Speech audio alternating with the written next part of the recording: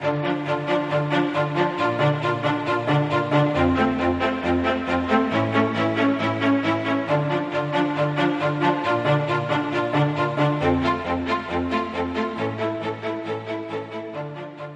up, party people, and welcome to Countdown to Classic.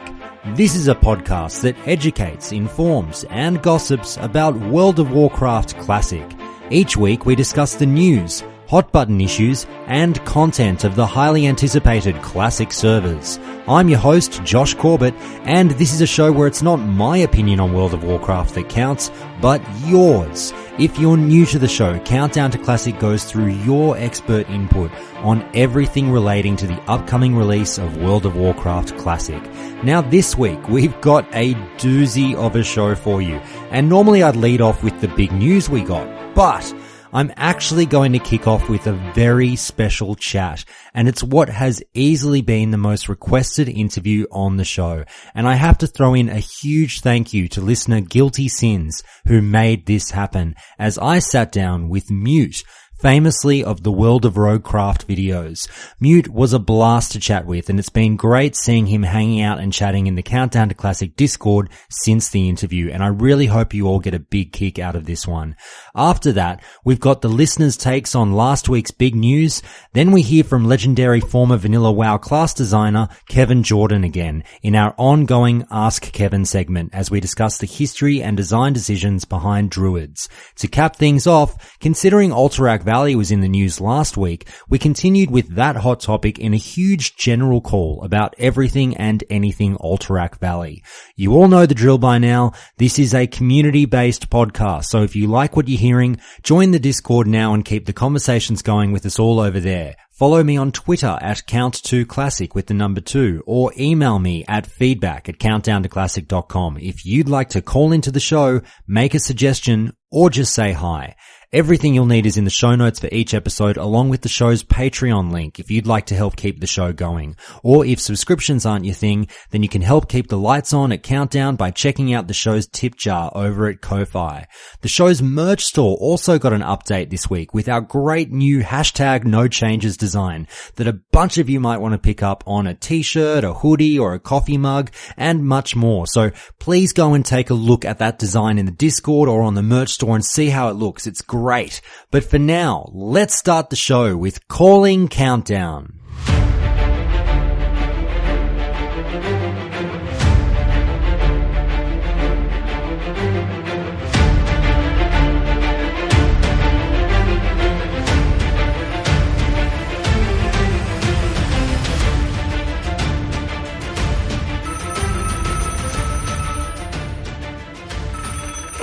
Alright, it's time for a very special Countdown to Classic interview, and this is something that I've been really excited to do. I'm so excited that this person has reached out and contacted me, because this is the call that so many of you have been asking for. This is easily the most requested interview that I get for the show, and this person randomly reached out to me about 25 minutes ago when we started chatting, and it's Mute from World of Roguecraft. Mute, how are you, mate? How are you? I'm really well. Look, I cannot thank you enough for agreeing to do this talk on such short notice. It's so great to have you on the show, and I know we've got a boatload of questions for you. And when I say we, I'll quickly introduce the two other people on this call, and they've both been on the show a bit recently, but, you know, we're almost getting to the point where you guys are de facto co-hosts, but that's fine by me. You're both massive fans of Mute. You had a lot of questions for him, so we'll get through it all. First of all, once again, as always, welcome, Ale. Thank you. It's good to be here. This is going to be really special. I hope so. I definitely think so as well. And second, we've got Mike, Balls of Steel. How are you, mate? What up, Countdown to Classic listeners? Once again, I am super excited for this interview. Mute, you are the reason why I play a rogue. Just to I'm not gonna try to fanboy too much here, but it's awesome to try to talk to you today. I've got no doubt, Mute, that a lot of people will be saying the same thing to you, and people listening to this might feel the same way. But let's get into it, Mute. I want to know a little bit more about you, and these might be the easier questions straight off the bat. if people might be able to go and find, you did put up a post on some YouTube repostings of the World of Roguecraft videos, and you told people a little bit about your personal circumstances, saying that you've walked away from World of Warcraft in recent years and obviously moved on to bigger and better things in life, just kind of changed your focus. But tell us a bit about you more recently and sort of how you came to walk away from the game. I didn't start college until later in life, so I started pursuing a nursing career. I was doing forestry for quite a while before then. And so I was like, well, I don't really have as much time to play video games as much as I would have liked to, so I stopped playing them as much. Like, I still have played WoW and Cataclysm a little bit, but I didn't play it too much. Okay. Now, do you ever kind of yearn for those days, you know, in this day and age? Do you walk around ever during the day and go, I kind of miss WoW? Or are you really at peace with walking away from not only WoW, but video games in general? Oh, no, I definitely would still enjoy playing it. I don't know if I would have as much time to play it, though, if I started playing it again. Now, obviously, we're all a little bit older. We're all a little bit wiser. As you say, time is more of the essence than ever before, as, you know, Classic is coming, and, you know, people are worried about the amount of time that they're going to be able to devote to it as, you know, older players with families and whatnot. You mentioned as well, sort of speaking of family, that obviously your brother was an integral part of those incredibly famous World of Roguecraft videos. What can you tell us about your brother and sort of the two of you and the work that he did on the videos? He did all of the editing for the videos. He picked most of the music for the videos. He did the voice of the warlock in the video. The only real thing I did in the video was the PvP and the voice of the rogue. And he went into radiology now, so he lives in Montana. He has 3 kids. He hasn't played games for a long time. Like, he quit WoW before he even... Okay. I do get a kick out of it. I must say, I get a kick out of you sort of saying, all I did was the PvP. You know, my role was relatively small, but I'm sure that was a very large part of the video as well that got so many people involved with what you were doing there. Now, thanks so much for giving us a little bit of background, but I guess I'll start with these videos. And I mean, that's, you know, what so many people know you for. That's why that name Mute commands such an amount of respect amongst the community. Can you tell us how you and your brother conceived the idea behind the videos? Well, I originally was playing a warlock, and I just got tired of having rogues constantly kill me and then spam about laughing and stuff like that. So I was like, you know, this class doesn't seem that difficult to play. So I made one, had no idea what I was doing. It's like, you know, I bet I could kill people with nothing on. So I did it, and I was like, okay, well, let's record these. And then we put some music together, and the songs just fit. Like, at the end of the Roguecraft 3, we put a Terminator song in it, and it just fit perfectly. Like, we didn't edit any of it. We just happened by chance to get songs that just fit perfectly to the fight scenes. Okay. Well, I might sort of walk you through the choices in the videos, and it's something that Ale has really helped point me out to. And I know we just kind of glossed over it, in terms of what you were looking to show off in your videos in the gameplay of rogues. But obviously, as you say, you started out because you were sick of rogues and you wanted to try out the class and see what they were all about. At what point did you really start to get down to the nitty gritty and start to feel a bit more confident in trying to play with what gear you could and could not wear and you know, what stats were affected by the gear you were wearing with a rogue? It happened pretty quick.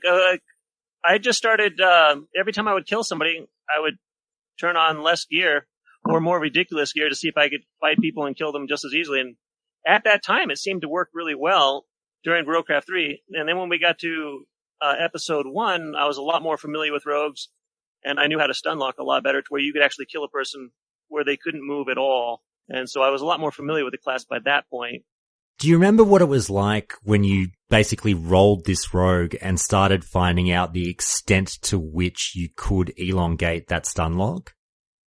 I remember thinking that it was a tad bit absurd, but Ale, I might throw it over to you because you raised a really good point in some PMs to me just then, regarding some of Mute's work. And please, by all means, feel free to ask a question of your own here. But you explained to me the maths behind why Mute's work was so important in terms of the scaling with Eviscerate. Can you explain that a bit more for the listeners and maybe shoot a question Mute's way? The big thing that, Mute's videos really brought forward was how rogues were totally different from other classes and how they scaled with gear and their abilities. The main points that are brought up between like the warlock and the rogue is that, every point of agility a rogue gets, they gain attack power, they gain critical strike, where a warlock, they get intellect and sure they get critical strike, but it's like 60 for one, and they get mana, but mana doesn't even really matter. As well, rogues get dodge and armor from agility too, I believe. So it's really one stat really buffs every ability a rogue has. And then him being able to go through and not use, any items with agility was really impressive. And that was due to, I believe, Eviscerate having a static, damage that wasn't affected by gear. Yep. Yeah, by the time you were level 60, it did about like 1,500 damage with like no gear if you just had 5 combo points. With the stun locks that you were pulling off, and you start filming them for the series, did you find that there were also a number of times that, things didn't go your way, where if you, PvP fails that perhaps hit the cutting room floor and you're like, yikes, maybe I wasn't as powerful? Like, tell us about what people didn't see as opposed to what made the final cut. Actually, I know it might seem a little ridiculous to say this, but the majority of the fights that I had, I won almost every single one of them. One, because I tested the stun lock against my brother on a test server until I got it down perfectly. We just tried to see what ways we could kill a person, and that's how we figured out that you could do it, is by me just testing random things. And then I made a level 1 alliance character on a different account, and I friended all of the people with high equipment on the alliance side, and then I would go to the zone they were in and look for them until I found them. And then a lot of times I would find them when they were fighting mobs or farming. I would wait for them to get to full health, and then I would attack them and then kill them. And the only person that I didn't kill was there was a priest. I think his name was Twist or something like that. And there was a glitch at the time where if they feared you, it would make it so you couldn't use any abilities. Like, it would just lock your whole keyboard. And so he killed me. But other than that, I really didn't lose to really anybody. Mike, I'm going to let you ask the next question because I had this one in mind, but I want it to come from you because you and I both played rogues. Obviously, Mute played a rogue as well, famously. But you played a rogue for a different reason to me. Now, you mentioned at the top of the show that Mute was perhaps the reason behind your choice. So I'll let you have a little bit of a chat to Mute and ask your question. My main one first is, wasn't there when World of Roguecraft, when you initially like publicized it with the first fight with Maydai in the video, wasn't there a controversy that it wasn't actually Maydai playing the account or at some point? Okay, yeah. So he messaged me after we came out with like the trailer to the video, and he said, "Oh, it wasn't me, it was my cousin." He said because he was in a different guild at the time. Well, I had a different fight where I was fighting him when he was in that guild, so I was like, he acted exactly the same, and I did upload that one as well, so I killed him in Ironforge a few times. But I don't know if it was him or not. I mean, he was always a really nice guy, and I wasn't doing it to like embarrass him or something. I just ended up adding him because he had really high equipment. I just heard about that quote controversy about the video that's like people came with like the BS excuse of why you killed him so easily because it wasn't actually Maydai playing his character. So I was like fascinated by that. So I'm glad to hear it from the source. So. Well, I was really shocked that I did kill him because the last crit that I got on him, well, like I didn't have any, what's that thing that makes your hand glow blue? It's been so long since I've Cold blood. Yeah. So I didn't have anything up. I just happened to crit him with like a 5% crit chance, and that's what killed him at the end. Otherwise, I would have lost. But I was him around for like an hour or so on his mount. He just kept running around that area. Yeah, then I think it was like you crit for like 23. Yeah, you like cold blood, and then just got the guaranteed crit for like 2,300 on him just to finish him off. Yeah. Oh man, That worked out. Can I hop in here for a question? Go for it, mate. I was wondering, Mute, if you knew that nowadays in Modern WoW, they've actually changed all of the class abilities so they work exactly like the Rogue for agility did back in the day. So I was wondering if you were aware that they'd actually changed all the balance of every ability to affect classes like agility does Rogue in the modern game. I was not. That's good to hear. Some people see it as a negative because it's really homogenized everything. Like, for example, like casters, they only want intellect and, rogues want agility and things like that. So it's removed a little bit of the fluff, but it's made everything a lot more simple, I guess. And I even have like a sneaking suspicion that maybe it wasn't your video directly, but they definitely followed in that idea where things have become a lot more, in that form of the rogue as opposed to going in the other direction and being more unique. Mute, if I can ask you, just piggybacking off of what Ailes just said, after you guys have done the video series, what was the after effect of that? Did you record them thinking nothing of it and then were taken by surprise by the community's reception? Or did people all of a sudden start trying to contact you all the time? Was everyone trying to pick a fight with you all the time now? What happened straight afterwards? Oh, I got hundreds and hundreds of people spamming me, just cursing. And then I also did get a lot of nice messages as well. But I really didn't expect anything to happen from those videos. I mainly made them because I thought it was funny and I just felt like proving a point, but I didn't expect them to become popular or anything like that. They're still hilarious, by the way, even 15 years later. That's the thing, Mute, are you surprised that 15 years later, these videos are still as iconic as they are? And that, again, 15 years later, here's 3 guys geeking out over your work and still taken aback and still basically putting it in the conversation when we talk about the upcoming release of World of Warcraft Classic. Does that still kind of surprise you in any way? Yeah, it also makes me feel old. 15 years. I didn't know that long. Now, mate, if you talk about the amount of contact that you got, do you have any stories that come to the forefront of your mind? Was there anything particularly negative that came out? Was there anyone really venomous in their hate for the way in which you showed off the class or said that, you were full of shit or anything, or this is tax, or, you're not even that good, I could take you, or anything like that? Anything negative that happened? Like when I say negative, I mean anything truly negative? There were a lot of Alliance people that did that. And a lot of them, even the ones that were nice, like almost every single one of them was said, oh, it wasn't really me. And so nobody wants to admit to getting killed by somebody with no gear on. Yeah. So that's understandable. But I didn't make the videos to like make people look bad.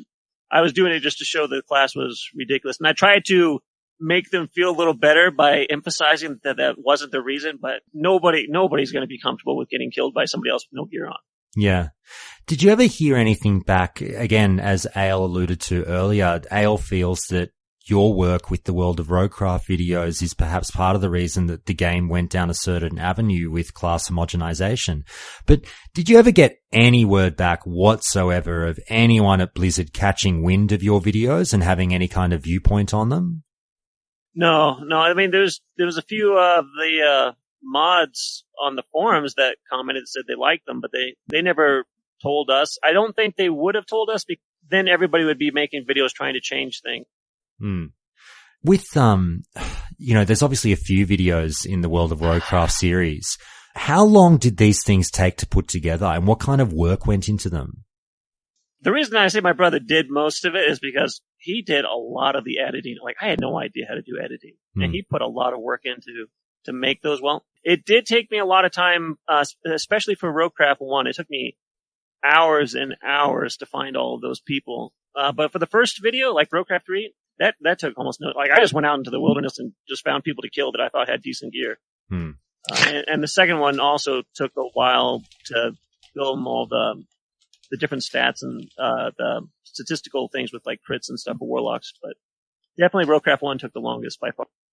Okay. Mike, I'll throw it back to you, mate, and then we'll go to Ale after this. Mike, you had a few questions that you sent to me that you'd love to ask Mute. Pop in with one. What have you got for him?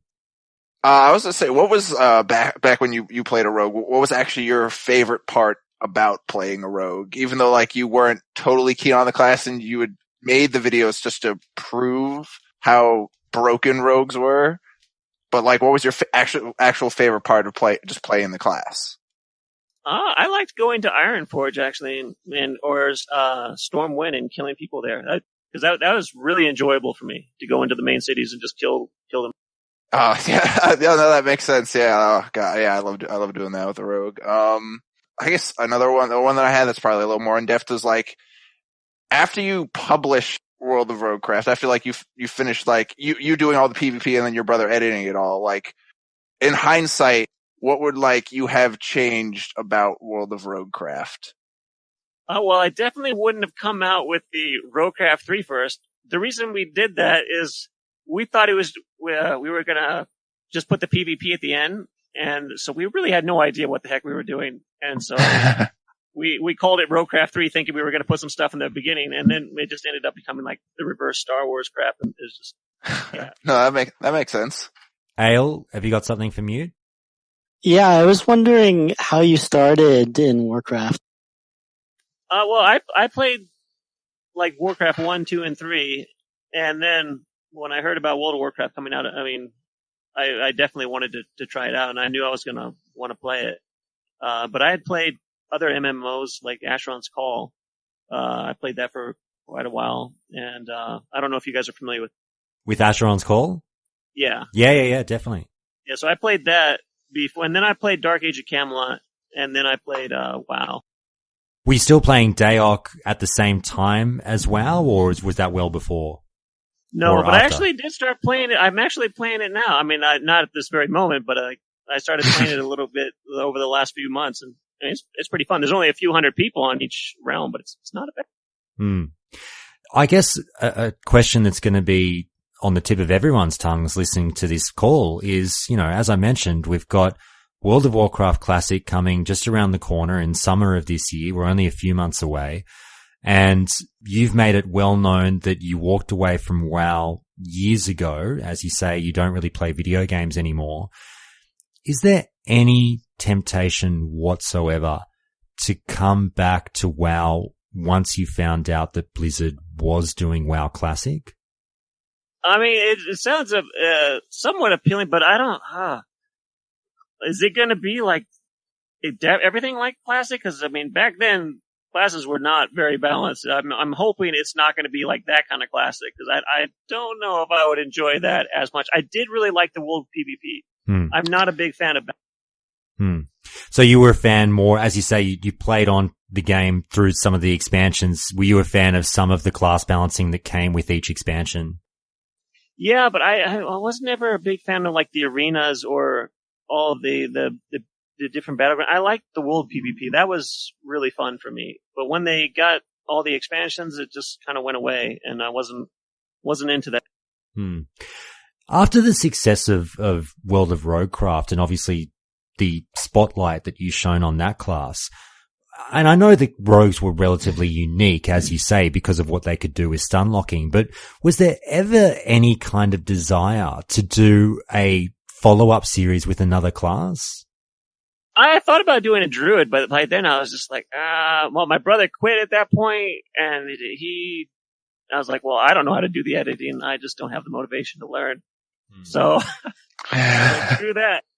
Yeah, I'm going to steal Viv's question from the chat. And did you have any iconic old videos that were made by other people that maybe inspired you, like maybe from Warcraft movies? I actually didn't watch anything on Warcraft movies until after we made that video. I didn't even know that it was popular to make movies back then. I was just like, okay, yeah, let's just do this. No worries. Mike, have you sat on something and thought of one? I guess if this is a little more humorful, but like, how does it feel to know that like you're probably like number one or two reason for at least people that played WoW back in Classic, for like to be the reason that people played a rogue? Like they saw, like when I saw World of Roguecraft when I was 10 or 11 years old, I saw that, I was like, oh my god, I want to play a rogue. And then I've past 15 years, I have never looked back. You're like, your videos inspired me to play this class, and probably hundreds of thousands of other people. Like, did you ever think your videos would do that? Like, you're one of the few people to have influenced so many people to play Rogue. I never would have guessed that would have influenced people to play Rogue. I was actually hoping that it would influence people to play a Warlock, but yeah, I didn't do a good job. Fair enough. Your brother has walked away from video games as well, so it sounds like you might have waved your last. The both of you might have waved your last goodbye to WoW. But if you had anything to say about World of Warcraft Classic and the re-release of the game, as you say, you weren't a big fan of the way the classes were balanced back then. But if, let's say, in the hypothetical situation that you were to play this game again, what class would you roll? Is it a stupid question because the answer would 100% be Rogue, or are you so done with them you'd be ready to go through another class? Paladin was actually always my favorite. Really? Yep. Why is that? I just enjoyed that class. Like, once they made it possible for Blood Elves, I made a Blood Elf in Cataclysm and played with my guild for a while, but I just really enjoyed that class. I can't even remember why. I don't even remember what abilities they had, but I think I just liked that you could bubble on her. The classic. Now, yeah. Mute, if I asked you, what is your either, let's say, your favorite video do you have a personal favorite in the World of Roguecraft series, or on top of that, do you have a personal favorite highlight or fight within the series that you still might smile warmly at? Yeah, it's actually the second video when my brother laughed for like 5 minutes. I had to think of because I knew he had to laugh for a really long time for that part to work right. And I can't remember the story, but I found something that was really funny that happened. And I waited until just the right moment to record it. And he was just able to keep it going, and it worked great. Can you recall the funniest bit of feedback you've ever gotten about the series, whether it be by way of, a comment over at Warcraft Movies, a comment on YouTube, an email you've gotten? Does anything stick out as the oddest or funniest thing you've heard from a fan of the series? From the fan of the I can think of a lot of. I got a lot more negative comments than I did. If you can think of the funniest negative one you can think of, hit us with that as well. Well, I had one guy. He just would not stop. He just kept telling me how I faked it all and I set it all up, and he kept calling me the what's that? Gosh, what is that? Michael Moore. Yeah. They kept calling me the Michael Moore of WoW. Me for like months on end, just telling me what a I don't remember all the words, but he was just saying how I just forged the whole thing and set it all up and paid people, and then he said we got paid voice actors to do the videos. I was like, okay, yeah. Well, I mean, you must have taken that as a bit of a compliment, right? Yeah, I thought it was fun. It's like I didn't even try to do voice acting, but I'm glad he thinks I'm good. Oh, that's fantastic. What did your guild think of what you were doing once they found out what was going on? Oh, well, actually, everybody that joined the guild joined it because of the videos. Like, we didn't plan. I made the guild solely just to piss off rogues. And then we got a bunch of people. I was like, well, let's start raiding. Yeah. You wouldn't know this, Mute, but I've actually interviewed someone on the show before who was in a guild with you, and they talked about what it was like playing with you and your brother, and they said that, you guys were great guys and it was all a bit of fun. So, it's interesting to hear it from your perspective of what your guildies might feel or what they might have said to you on a daily basis, whether they gave you a bit of shit, poked a bit of fun at you about, sort of the fame that you were collecting through the videos. Oh no, everybody in the guild was super nice. Like, we had a little bit of drama from here and there, but like, I really liked everybody in the guild. They were really positive people. Fair enough. All right, guys. Well, look, I mean, I'm pretty much tapped out of questions. I'll open it up to you guys. And even if anyone in Twitch chat has anything they wanted to ask Mute before we let him go, he's been so fantastic and so gracious to answer all of our questions. Mike, Ale, if you can think of any final questions for you, I don't want to sort of keep Mute up all night, but I mean, if you can think of anything we haven't touched on yet, then please do shout it out now or forever hold your peace. Oh God, I have so many like just racing through my head that are just like Mike is fanboying out massively here, Mute.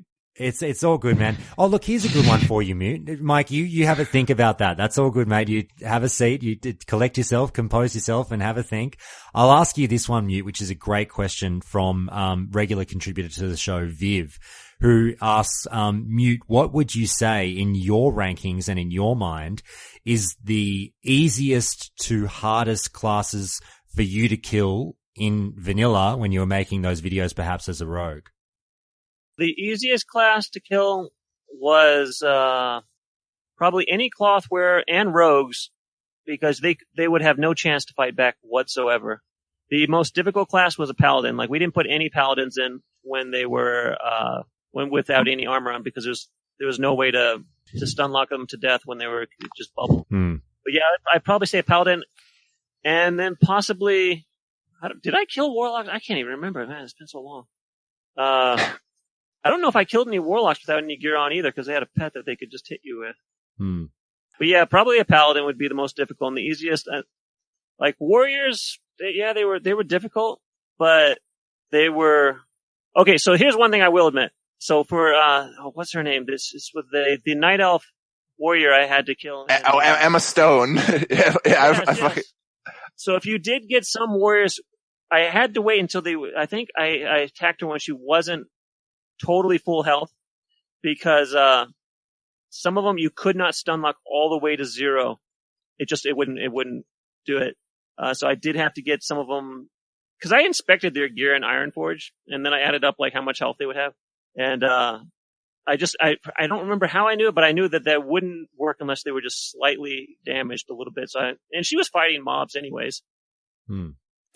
Okay, I've got one last one, and then, as I said, Ale and Mike, if you can think of one last one before we let Mute go, because as I said, I promised him we wouldn't go too long with this one. But you've talked about, dealing with the guild and sort of dealing with the comments, the negative comments that you might get from the videos, but just in general, how did you feel about being what we would call WoW famous? I think that's cool. I mean, I'm not famous in real life, so I mean, that worked. It works for you? Yeah, I'm cool with it. Fair enough. All right. Ale, I'll turn to you first. Mike, I'll give you a few more seconds to think of your last one to wrap it up. Ale, final question for Mute. Yeah, I was just wondering, at what did you walk away from playing Warcraft, and is there anything, any reasons that you can talk about, like maybe why you did it from gameplay, or is it more like personal reasons? Yeah, it was more like just real life things. I didn't want to like running the guild and everything. That was a huge time investment, and then I think I got burned out after the first Roguecraft 1, because it took so much time to find all those people alone, and I was just like, okay, yeah, I don't want to make another video again for the rest of my. So the videos were part of the reason that just the immense amount of work. Yeah, it took a whole lot of time going to the area, waiting for them to be alone. Some of the people that I have on the video, I had to go to multiple times to the area they were in to find them, and sometimes it took until days later until I would find them when they're on. And I'd have to go to that area in hopes that they would stay there long enough for me to find them alone and kill them. So I was looking back at it again because I had to remember there was when you were fighting in the Ironforge auction house against the three you remember this, that you were fighting against 3 warriors at the same time. You had all your your high warlord's blades, all your high end gear, and you were fighting against 3 warriors at the same time in the auction house. Was that probably it seemed like the hardest fight that you had in the video? Oh yeah, and that actually wasn't even my rogue. That was one of my friends that was a high warlord. He let me use his account. Oh, okay. Those videos. Because, I mean, my rogue had crap gear. He had a crow blade. So I was like, okay, well, that's not going to work. Okay. All right. No, that makes more sense because Talk us through that fight, Mute. What do you remember of it? I actually don't remember anything about it. I'd have to watch the video again. Fair enough. Yeah, you were fighting like a dwarf warrior in like full tier 1 and it was like a night elf with like Ashkandi and a whole bunch of Blackwing. You were fighting like 3 completely geared to the teeth warriors, and then you just popped evasion. I think a bunch of your other cooldowns. You just obliterated them. I think it took like 3 other people showing up for them to kill you. And I was like, when I saw it back when I was actually playing Classic, like my jaw hit the floor. I'm like, I never even knew someone could kill that many geared people like on their own. Dude, that guy's rogue hit hard. Like, I don't know what all he had, but he had like some of the the rogue you're playing. It's like some of the best gear in the game. The high warlord's blades for rogues are, I think, near best in slot in the game. So you had geared to the teeth. So I mean, it makes sense. It makes sense now how you were able to, as how busted rogues were back then, and having some of the best gear in the game. But like when I saw that, I was like, oh my god! Without him, I couldn't have made that video without access to that character as well. Yeah. I mean, I could have filmed the parts without any gear on because that didn't take any effort. But the other ones, I wasn't going to go farm high warlord gear for a video. Yeah. Yeah, I was about to say, I was going to ask you, like, if you actually went out and farmed the high warlord gear before the video, which I'd say is fucking impressive, how hard it is to get high warlord gear, but I guess you have your friend to thank for that, so. Yeah, that was nice. All right, Mute, look, I might cut it off there, and look, if anyone thinks of any more amazing questions for Mute later down the track, please send them to me. If we get enough of them, and Mute, I don't want to put any pressure on you, but if a few months down the track we have people who want more from you, I might ask you and see how you feel about it. But this was everything I've ever wanted and more. I can't thank you enough for obviously coming on and being as gracious as you've been, for giving up your time late on a Friday night for the show. You hadn't even heard of the show and someone contacted you and said, hey, you should get in touch with this random Australian for his podcast. And you were just up for it. You said, yep, sure, no problems.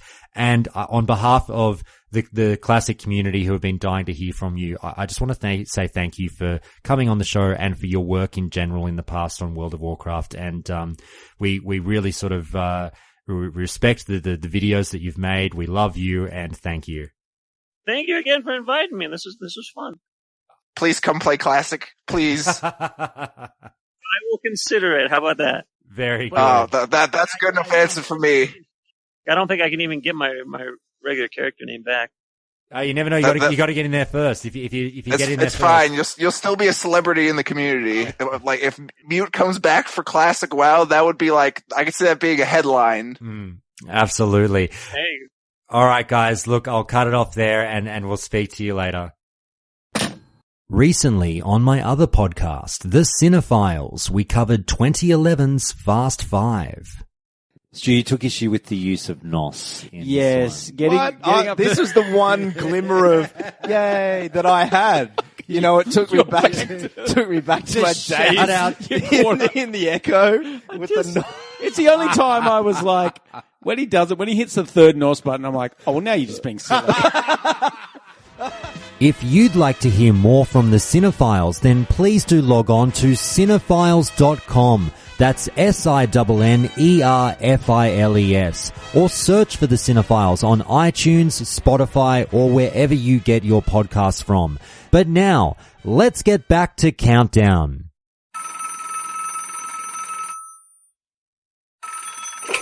Okay, it's time for another Countdown to Classic. Very special call, and we've got the next episode of this Ask Kevin series, which everyone has been really, really happy with, and which, once again, I'm obviously very pleased to welcome Kevin Jordan into the mix. How are you, mate? Doing great. How are you? I'm doing very, very well. Thanks so much for obviously taking the time again for the show. And we're going to get through yet another class as we do this long journey through all the classes to sort of break them down and figure out what was in your mind as you were building them back in the day. And for this call, we're going to be covering everything Druids. And so I've enlisted, obviously, good friend of the show, Taladrill, who knows everything and anything classic Druids. Taladrill, how are you, man? I'm great. Thanks for having me for this. My pleasure, mate.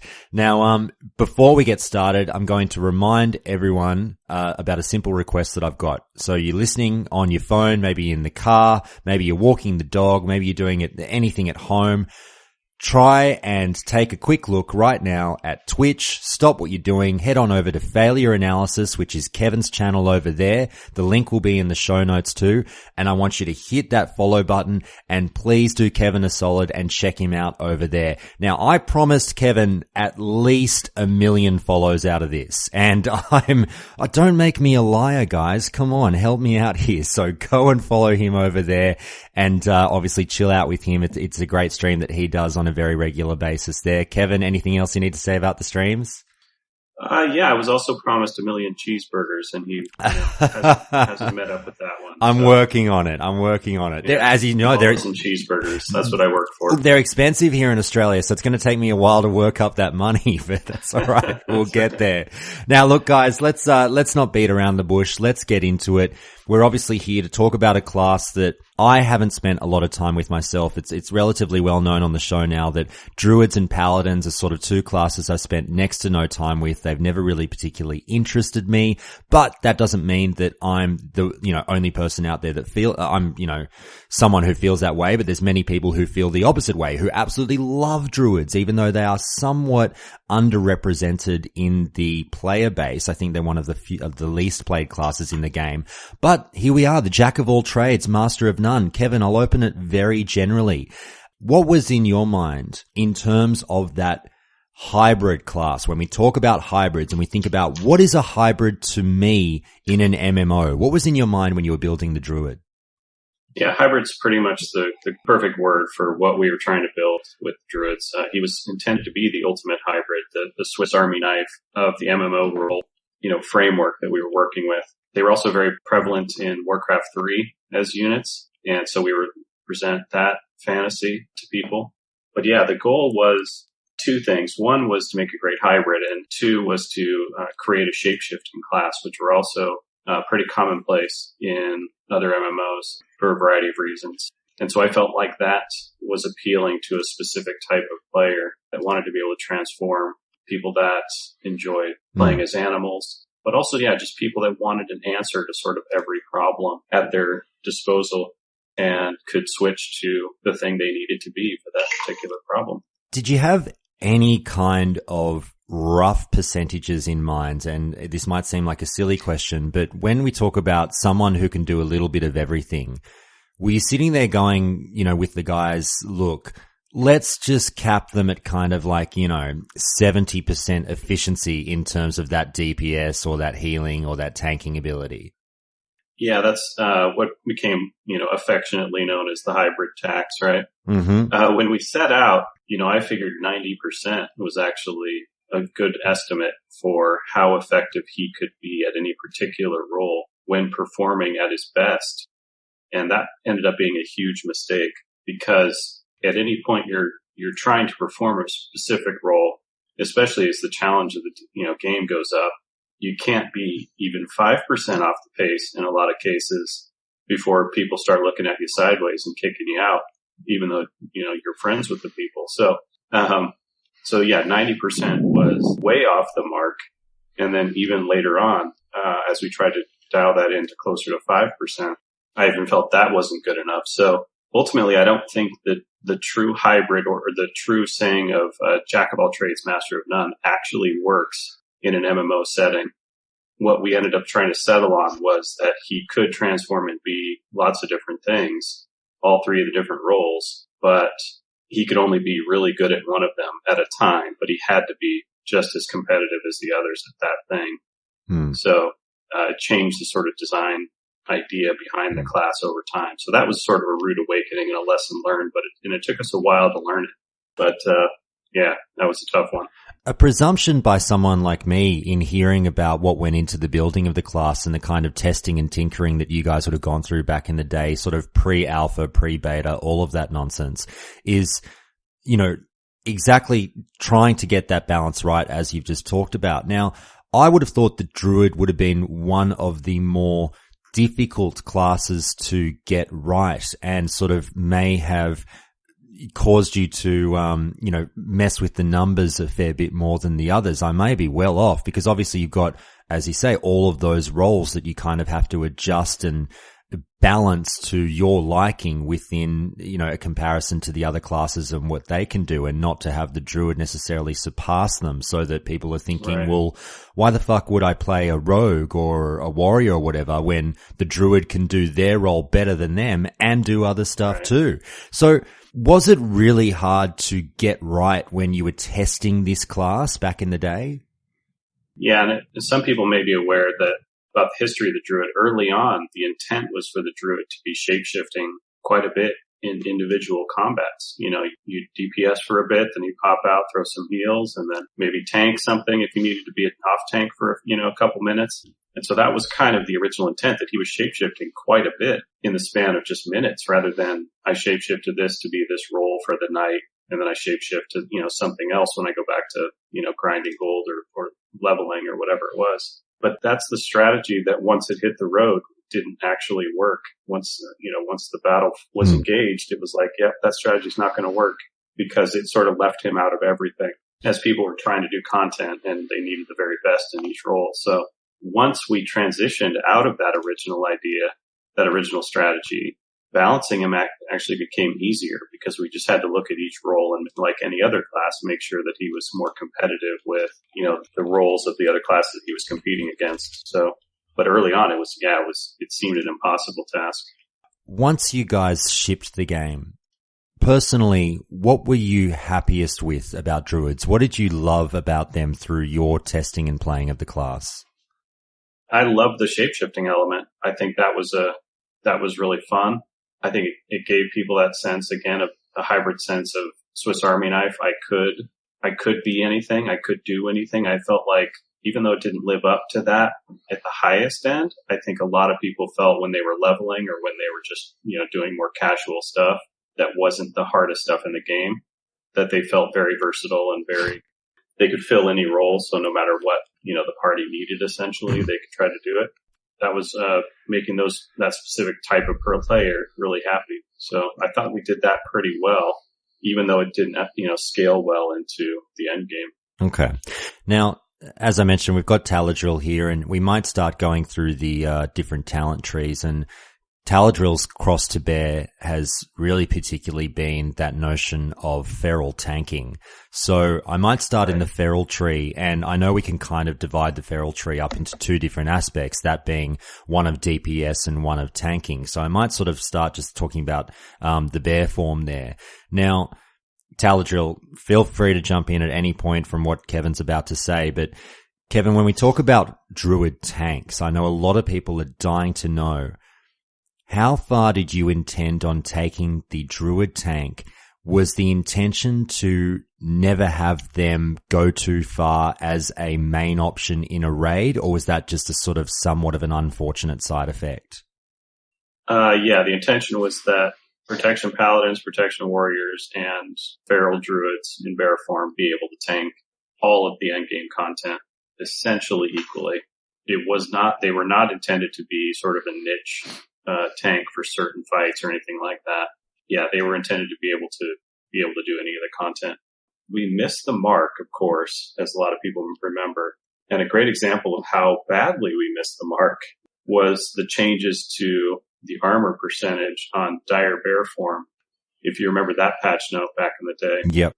That was dramatic, right? Like most things you tweak 5 or 10%, and it's like, nope, that one was so far off that, we had to massively increase it. So that was a big change. It was a huge change. It also helped create a specific type of tanking that the Druid was going to be, because that was another core, idea we had, was to make sure they all tank differently. It's why the Paladin didn't get his style of taunt until much later.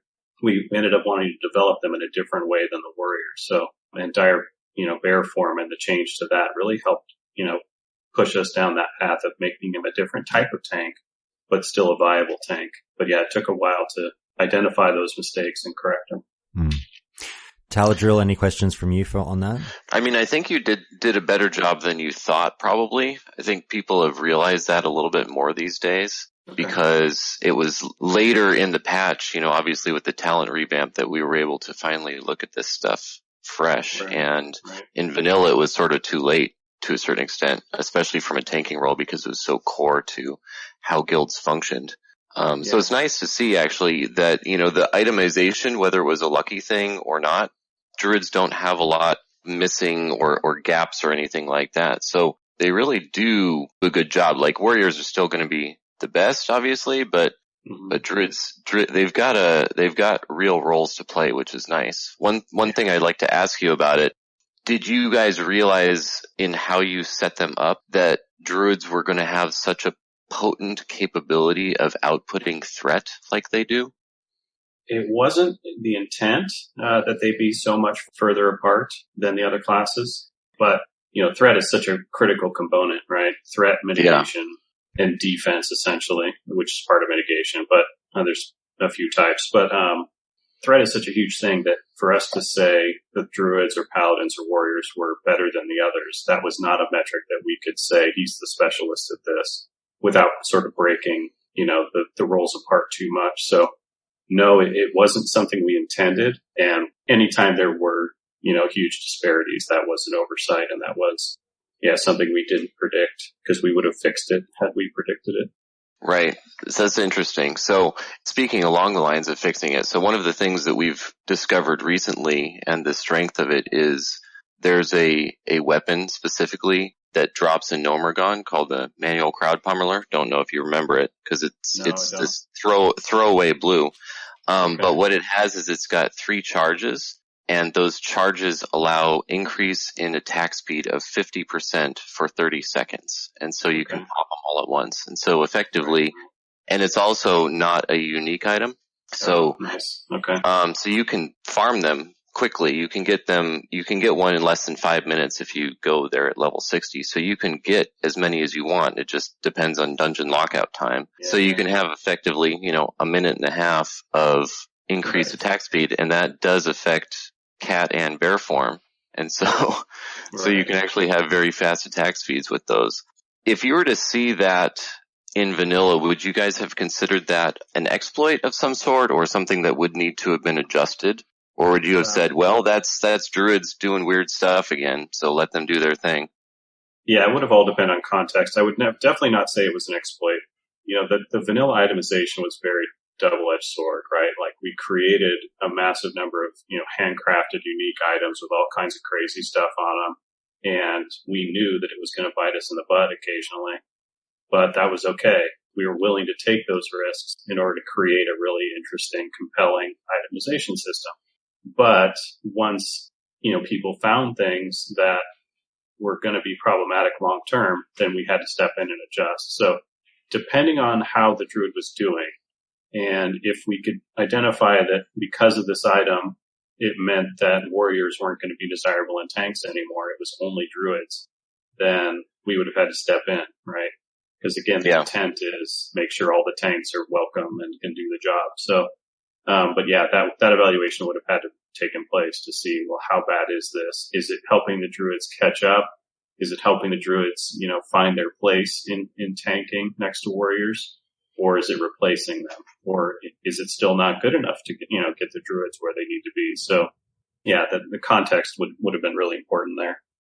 Yeah, thankfully that item has allowed Druids, in our modern knowledge to come close to warriors. So it hasn't made them overpowered, but it has made them competitive, both from a DPS and tanking standpoint. So that's been a really big boost for our capability, which is nice.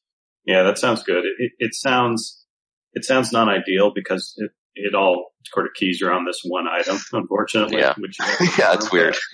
You'd hope you'd get there without that, but yeah, it's nice that it does bring them up. So for people playing private servers, or we'll see what impact it has in Classic. But yeah, like you were saying, the quality of bear tanks on servers nowadays, as people have really explored the entire space of the game and all the things that are available.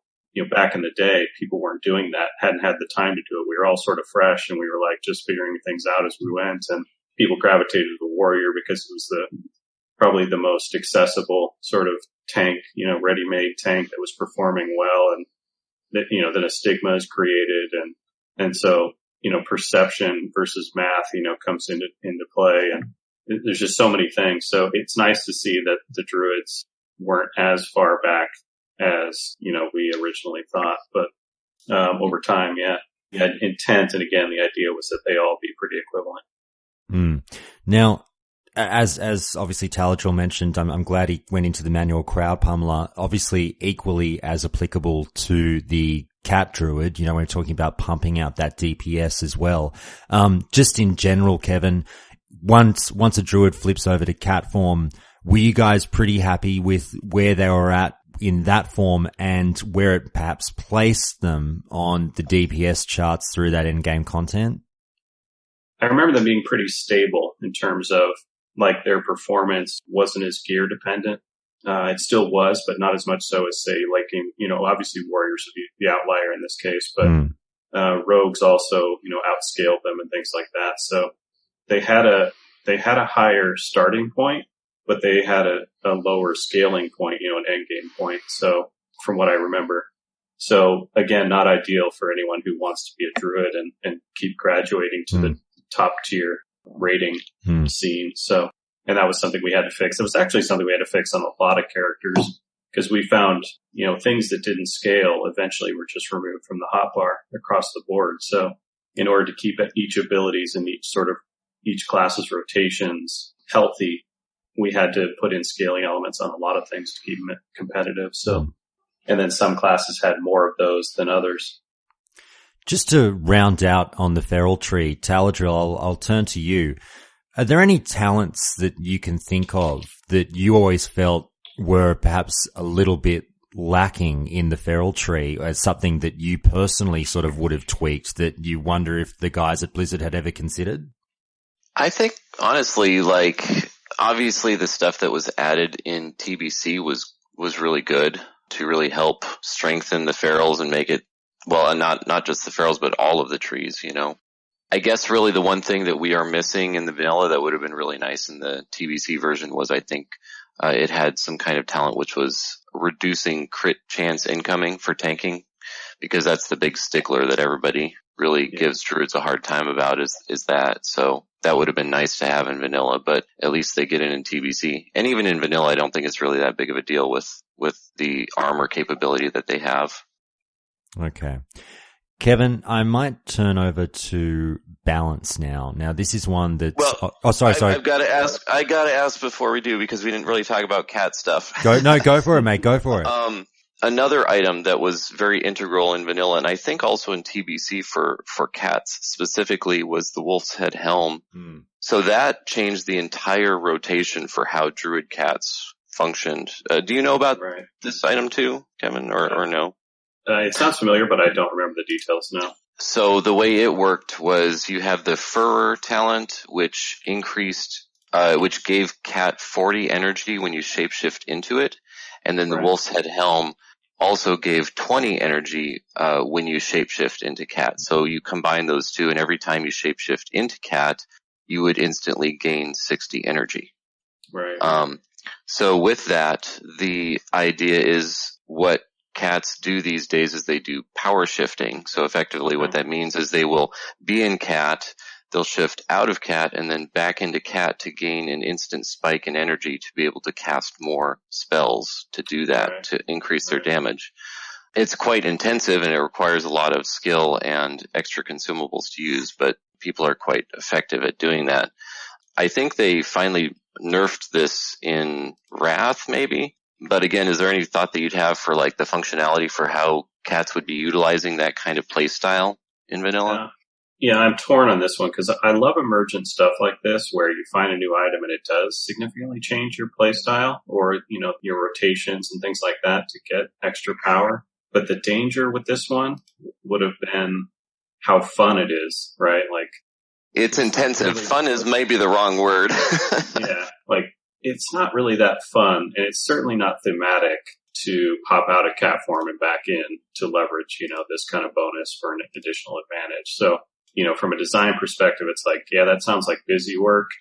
And it sounds like it's changing the rotation again in a sort of unthematic, not very fun way. So that's the danger with these things. So again, it's like, I love that there was some emergent stuff that popped out and people were doing different things to be competitive and get their DPS up. But yeah, in this particular case, I'm not real happy with Interesting that emerged. So if it were to have occurred in vanilla and you were to have seen a big spike in that, like, to do it sort of makes Druids actually semi-competitive. So Right. there would have been a huge backlash. It's like you're gimping the one way that makes us actually capable. Like, what would you have done, do you think, to maybe adjust that or whatever? Because just cutting our legs out from under us would have been Right. really sucky. Yeah, you're absolutely right. And the approach I always took with cases like this was, nerf the offending item, but then replace what players were getting out of it in some other area. So basically an energy spike is essentially what they're going for. So find a talent or an ability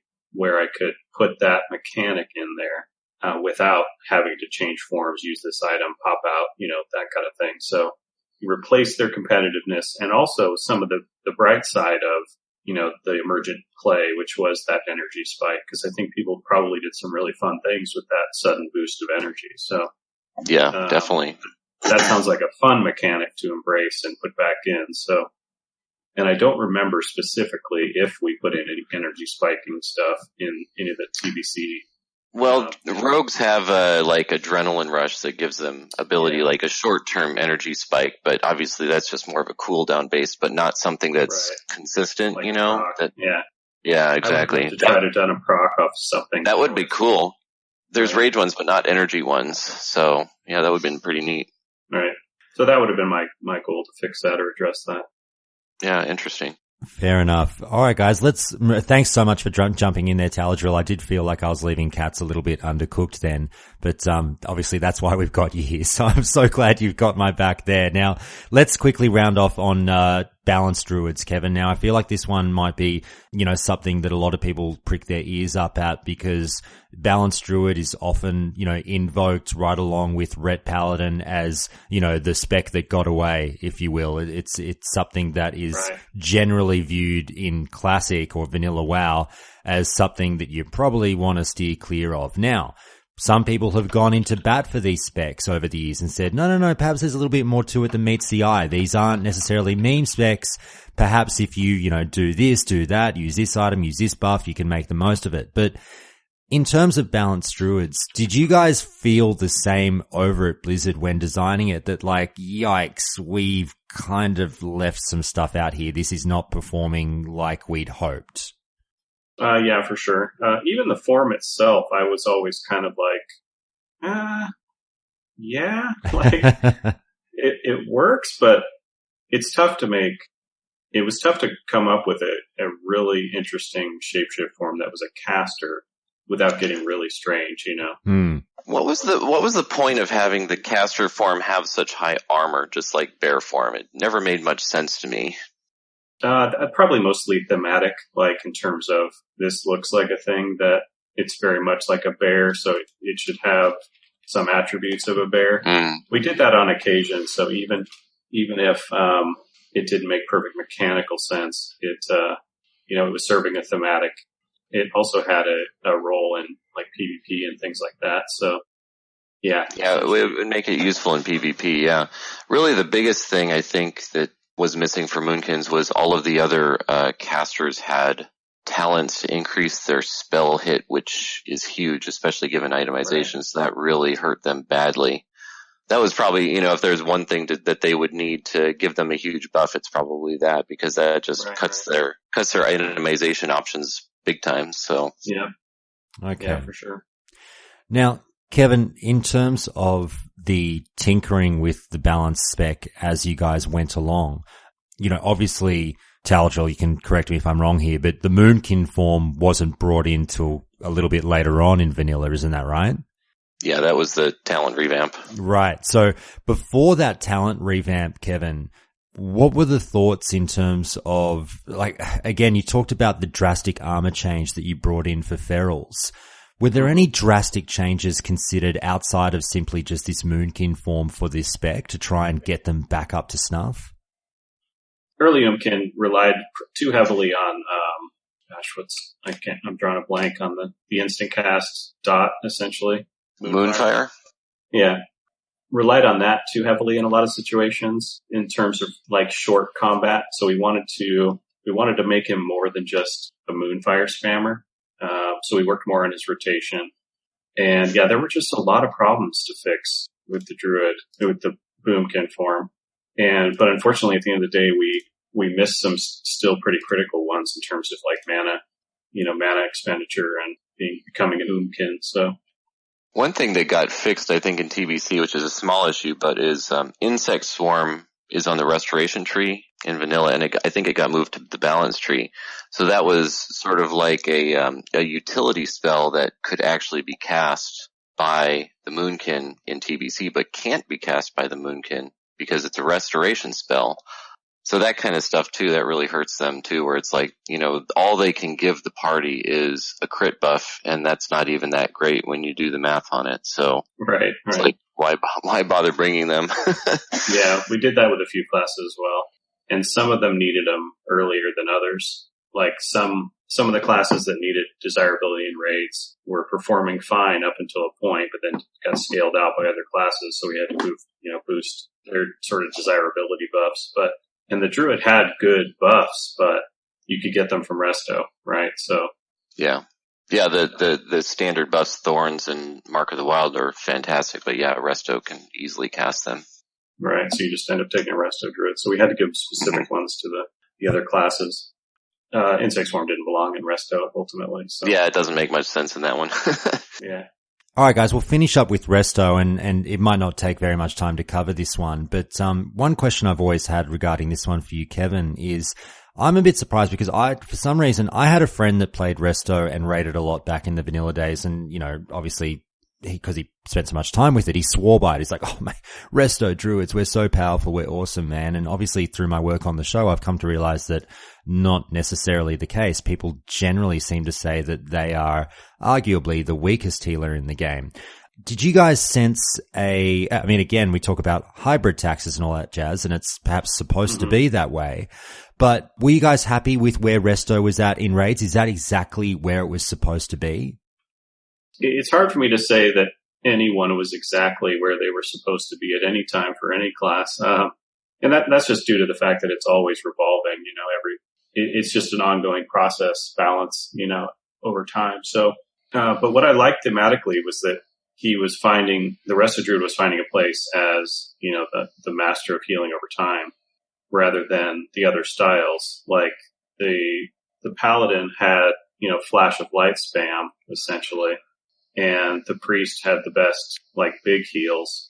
And from previous games, like EverQuest, where efficiency was king when it came to healing, because some of the fights were so long that I think people gravitated towards the Paladin, the Holy Paladin, early on, thinking, well, it was going to be the same way.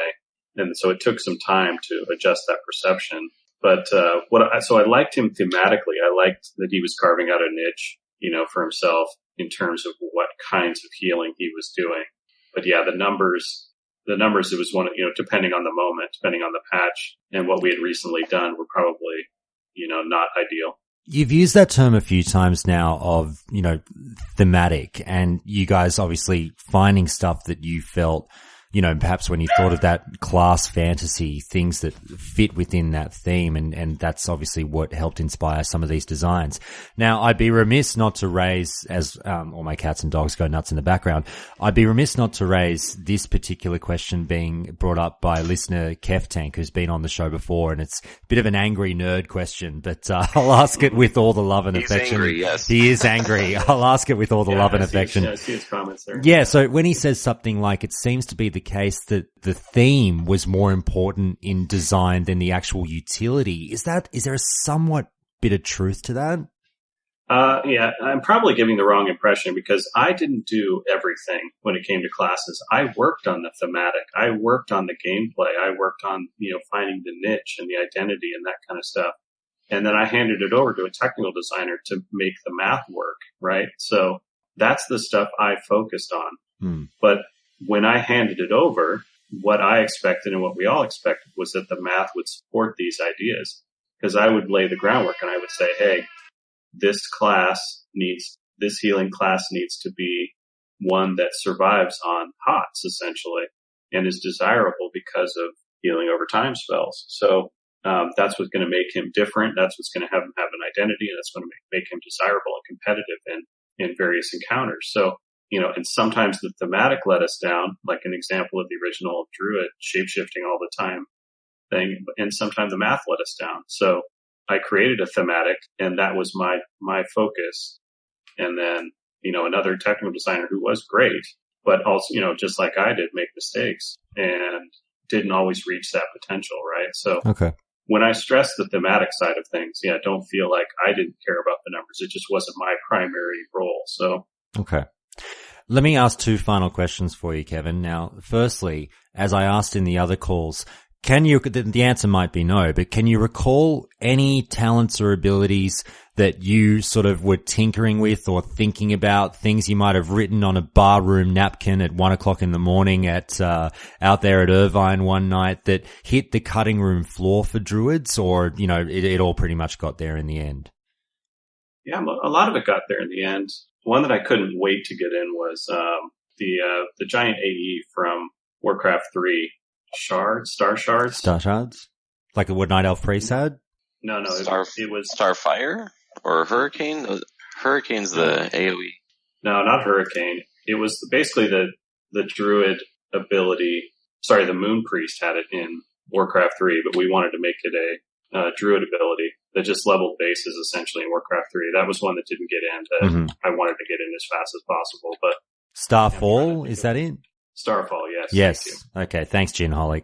Next up from that, I'll ask one question, then I'll let Taladrill obviously ask you any final question that he might have. But, I've asked again this in the other ones. Let's hypothesize that it's, the night before release. You've broken into the office, or, you've gotten into the office at, the last hour. And I know you've said you've been reluctant to say you would change anything because the game turned out so great, but just if you had to change something, if you could change something with Druids going back just before the release of Vanilla, what would it be, if anything? Yeah, the hybrid tax would be the thing I fixed. So would you up it? Yeah, absolutely. I'd just judge each role, on its own and make sure that it could perform and compete with the others. Fair enough. So, with that, so that would be interesting because the Druid's very strong. And, you've talked about how Druids play, where it's like they want to shift multiple times depending on the encounter, all within the same thing. You see that a lot in PvP, and I would think there might be a real danger. And it seems like often Vanilla was so well balanced, maybe more from a 5-man and a PvP perspective rather than a raiding perspective. I would think you probably would have run into issues where the balance of the Druid would have been too strong if you had each spec individually so good, Right. Yeah. And again, like when I say I would try to balance things better, it's a holistic approach. It's, because we had these problems all along, especially between PvE and PvP environments. The goal was always to find places where he was struggling and introduce mechanics that fixed him only in that environment and not have it spill over into other environments. And there were always places to do that. So, like the difference between burst and long-term DPS, right? Burst is way more important for PvP and long-term DPS way more important for raiding. So yeah, when I say trying to balance it would be in, that holistic sense. It's a big job and it has to be looked at from a lot of, different angles to make sure that, you're not upsetting the balance on every other part of the game by fixing them in one place. Guys, we might round out there if that's okay. Kevin, thanks so much again. We've got another class to record now, so we'll get to that. Taladrill, I can't thank you enough, mate. Thanks so much for picking up the heavy lifting on that one. I was out of my comfort zone with the Druids, and you did so well. Yeah, that was great. Thank you. Thank you so much again, Kevin. We'll see you next time. Yeah, my pleasure. Hey everyone. Are you keen to jump into Classic and already be a part of a friendly guild? Then the Countdown to Classic Guild wants you for WoW Classic. The Countdown to Classic Guild is getting the ball rolling on roster plans, and we want to hear from you. If you listen to the show and like the sound of the guests that you've heard, or if you frequent the Discord and love chatting with the people there, then please consider playing Classic with them in a guild aptly named Countdown to Classic. This serious but not hardcore, fun but not necessarily casual guild will tackle all content with a fun and mature perspective, and is looking for members and potential officers. Whether you're Horde or Alliance, we've got you covered, as we'll be rolling both factions. And also, while the main guild will be run by listeners on a North American server, we're looking to start up chapters of the guild all over the world. So whether you're North American, European, or over on the Oceanic servers that we hope are coming, then we should get the numbers to have you covered. So join the Countdown to Classic Discord today for future details on the guilds. But for now, let's get back to the show.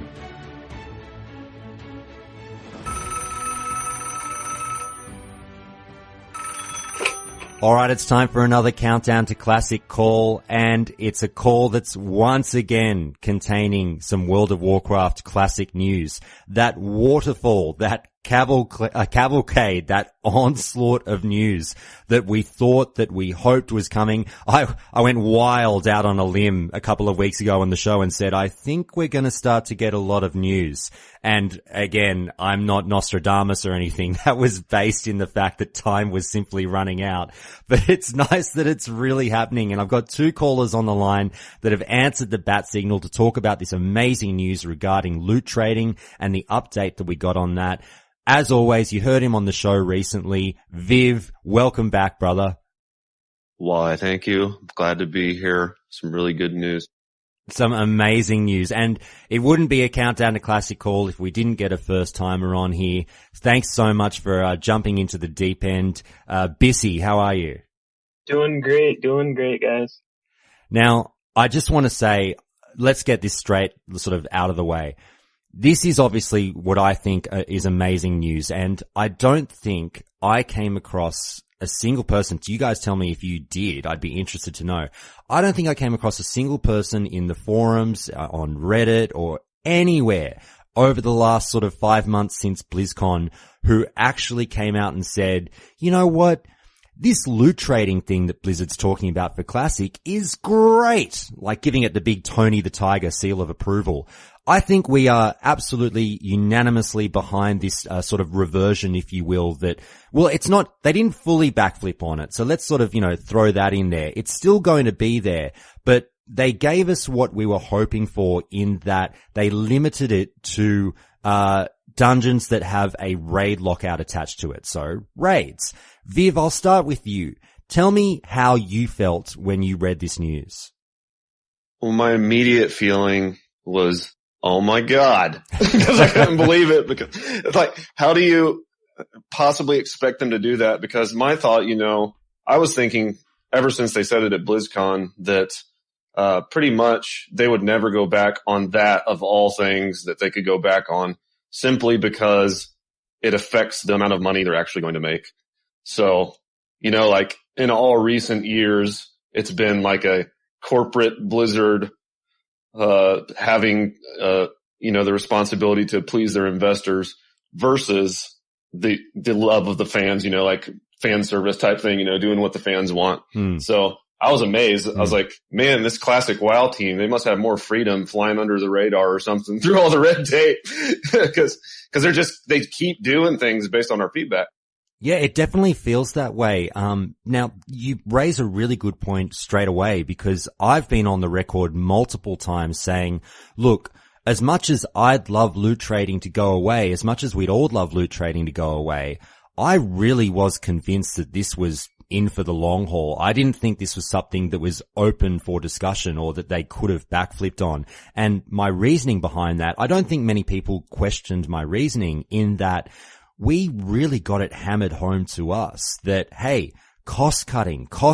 This is Blizzard 2019 and moving forward. We are all about, tightening the belt and, not getting as involved in customer service or having GMs getting involved in WoW Classic or, perhaps even other games as players might hope. So I went, well, okay, I guess loot trading's in because they're, pretty much telling us that falls in line with the bottom line and trying to improve that bottom line.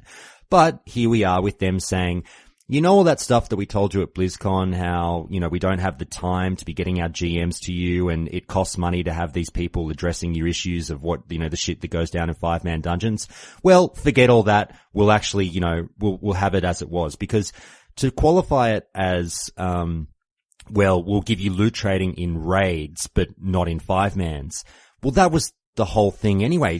Whatever issues come up are going to come up in 5-mans. So, Bissy, I'll turn to you and just sort of get your opinion on whether you were surprised that we got this news, and also if you think, what do you think the effect on Classic is going to be? I was completely surprised. I honestly thought, like you said, what they say goes. Like, there was no change. What we had, that was it. And then now when they're like, hey, we're going to be switching everything, all these blue posts, it's just like, it makes you wonder, like, is it the forums they're watching? Is it different chats they're watching? Like, I'm hoping that they are listening. And then when they came up with this and they're saying, hey, this is now the new thing. We're going to let you do trading in raids. And then when it comes to 5-mans, hey, all right, we're going to go back to the old ways. And I've been reading, and some people are actually saying they were preparing to actually get ready to take some gear from people doing a 4-man group, and that 5th man out, they were just going to nab the item from them. Like, I was reading, people were just getting ready to be toxic. And that was the main concern from the community for sure.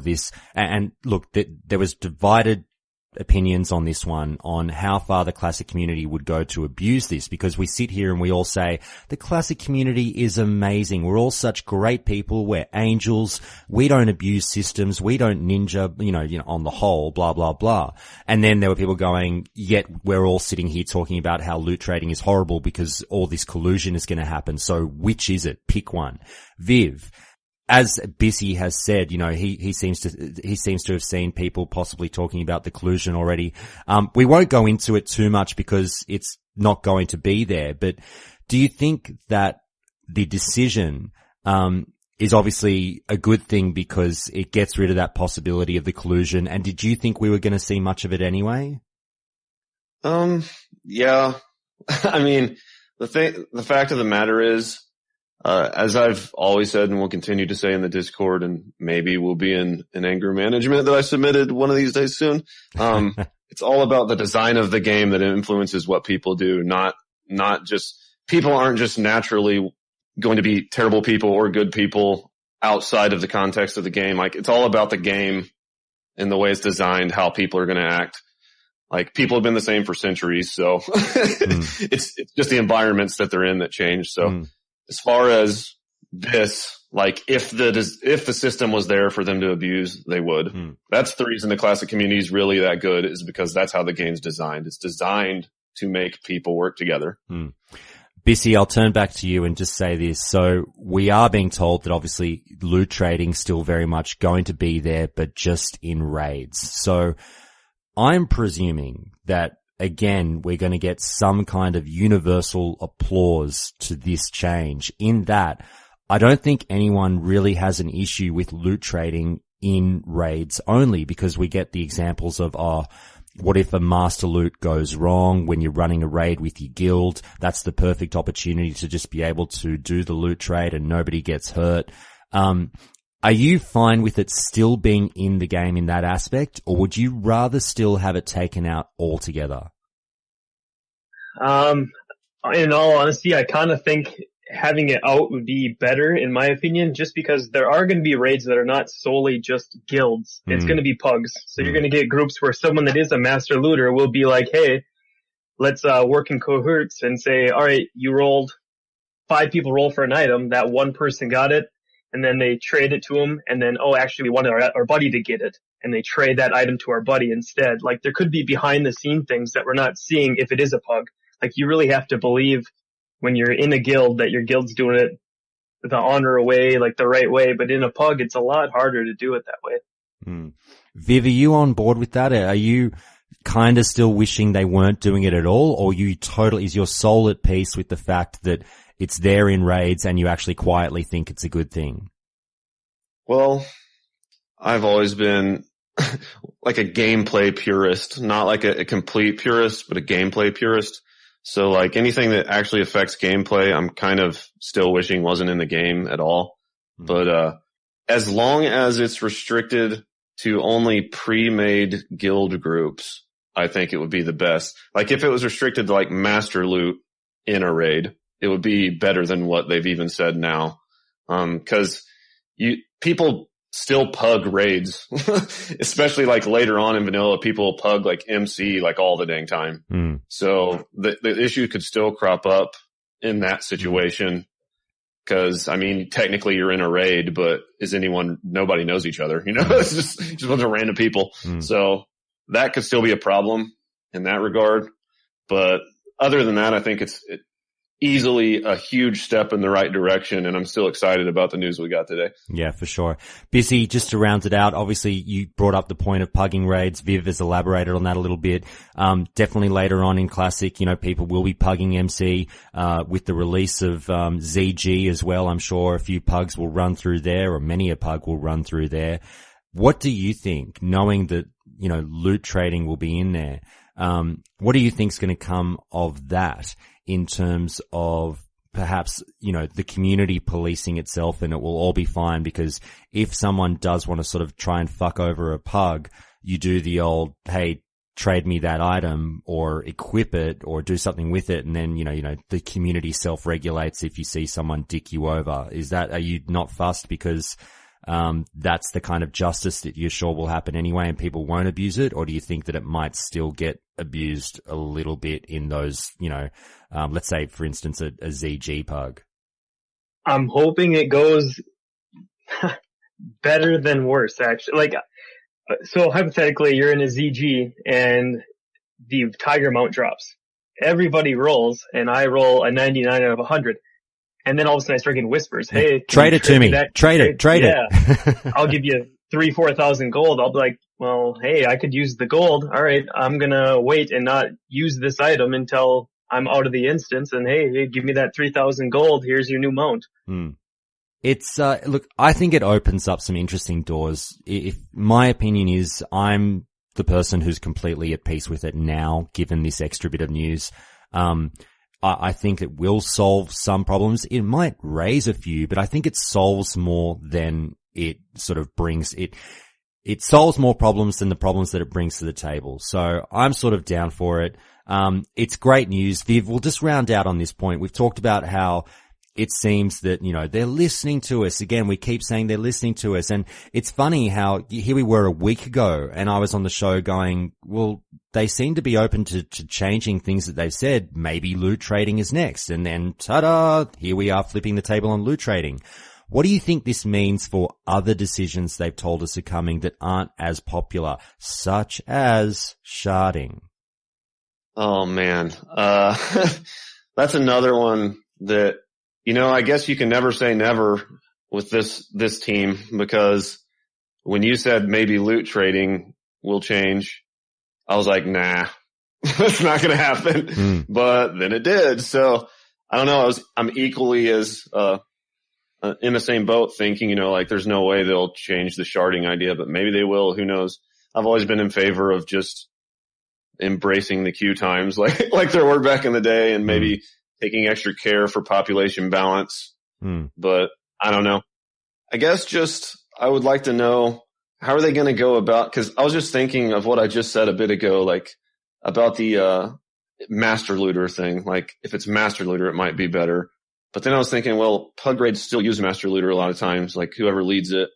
So it almost would need to be like some kind of ensuring it's like mostly a guild run or something. I don't know. But then like you still might have certain pugs in a guild run, you know, like half pug, half guild. Like how do you even solve that problem? So I don't know. It could still lead to problems, but I don't know. I don't know if there's a better solution than what they've reneged on already. Bissy, I'm not sure what your crystal ball is showing, but tell me what your prediction would be. do you think that, we all said that loot, well, not we all, I and some people said, seems like loot trading's a done deal. Then they changed their mind. Do you think sharding is a done deal, or do you think we could still see some news maybe backflipping on that, given that they've seen our reaction absolutely losing our minds over it? I honestly think that they are going to flip-flop a little bit with sharding. Like, I know they were saying like opener, like when the realms are first starting and everyone's zoning in, it's just going to be just cutthroat. There's going to be people everywhere. I'm on the edge about that. Like, yes, I see what is happening, but I kind of like the point where there's hundreds and hundreds of people trying to tag that one mob. But at the same time, I want to get level 60 as fast as possible. I hope that if they are sharding, it's just then in the beginning, and it's not like when the AQ gates are opening. That event there is actually meant to be hundreds of people in Silithus ready to go and fight. Like, I don't want it to be sharding. I couldn't agree more with that, and actually, I'm also really hoping, I know a lot of people say they want it in AQ event for whatever reason, like so that servers don't crash and they actually get to experience the event or whatever, but I don't know, maybe they just invest in more server stability somehow during that event when it's happening. Try to do it the old way, because I think it's better.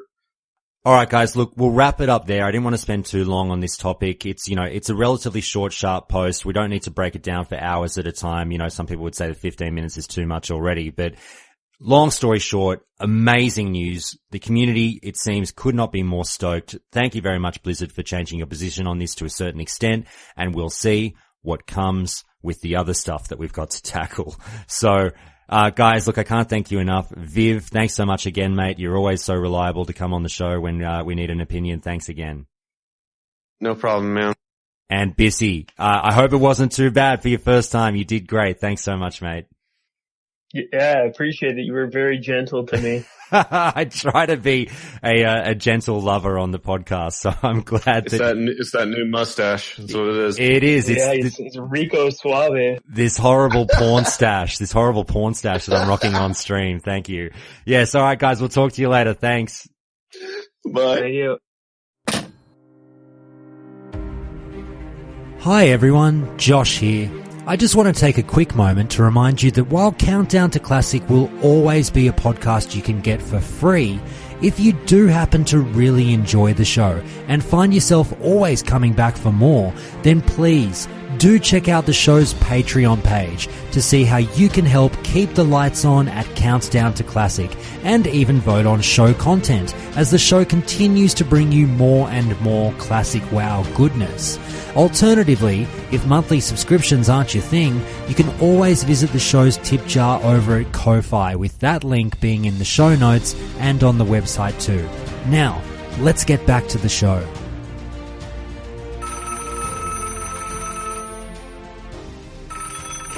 Alright, it's time for another Countdown to Classic call, and again, more news. It's raining news. It's not raining men, it's raining news about World of Warcraft Classic, and we couldn't be happier about that. And I want to welcome back two returnees. Jamie, it's been too long. How are you? I'm good. Happy to be back on the show. So good to have you again, and it wouldn't be a Countdown to Classic call unless we had a little bit more of an Australian flavour. Zainzabar, welcome back, mate. G'day, good to be here. Good to have you, mate. Now, you two are here to talk about the little tidbit of information that we got in the World of Warcraft question and answer session with Ian Hazzikostas and Josh Allen. Is it Josh Allen? Law, either way, the other day. And they, I think it was at the end of the session, they very, very quickly touched on a classic question.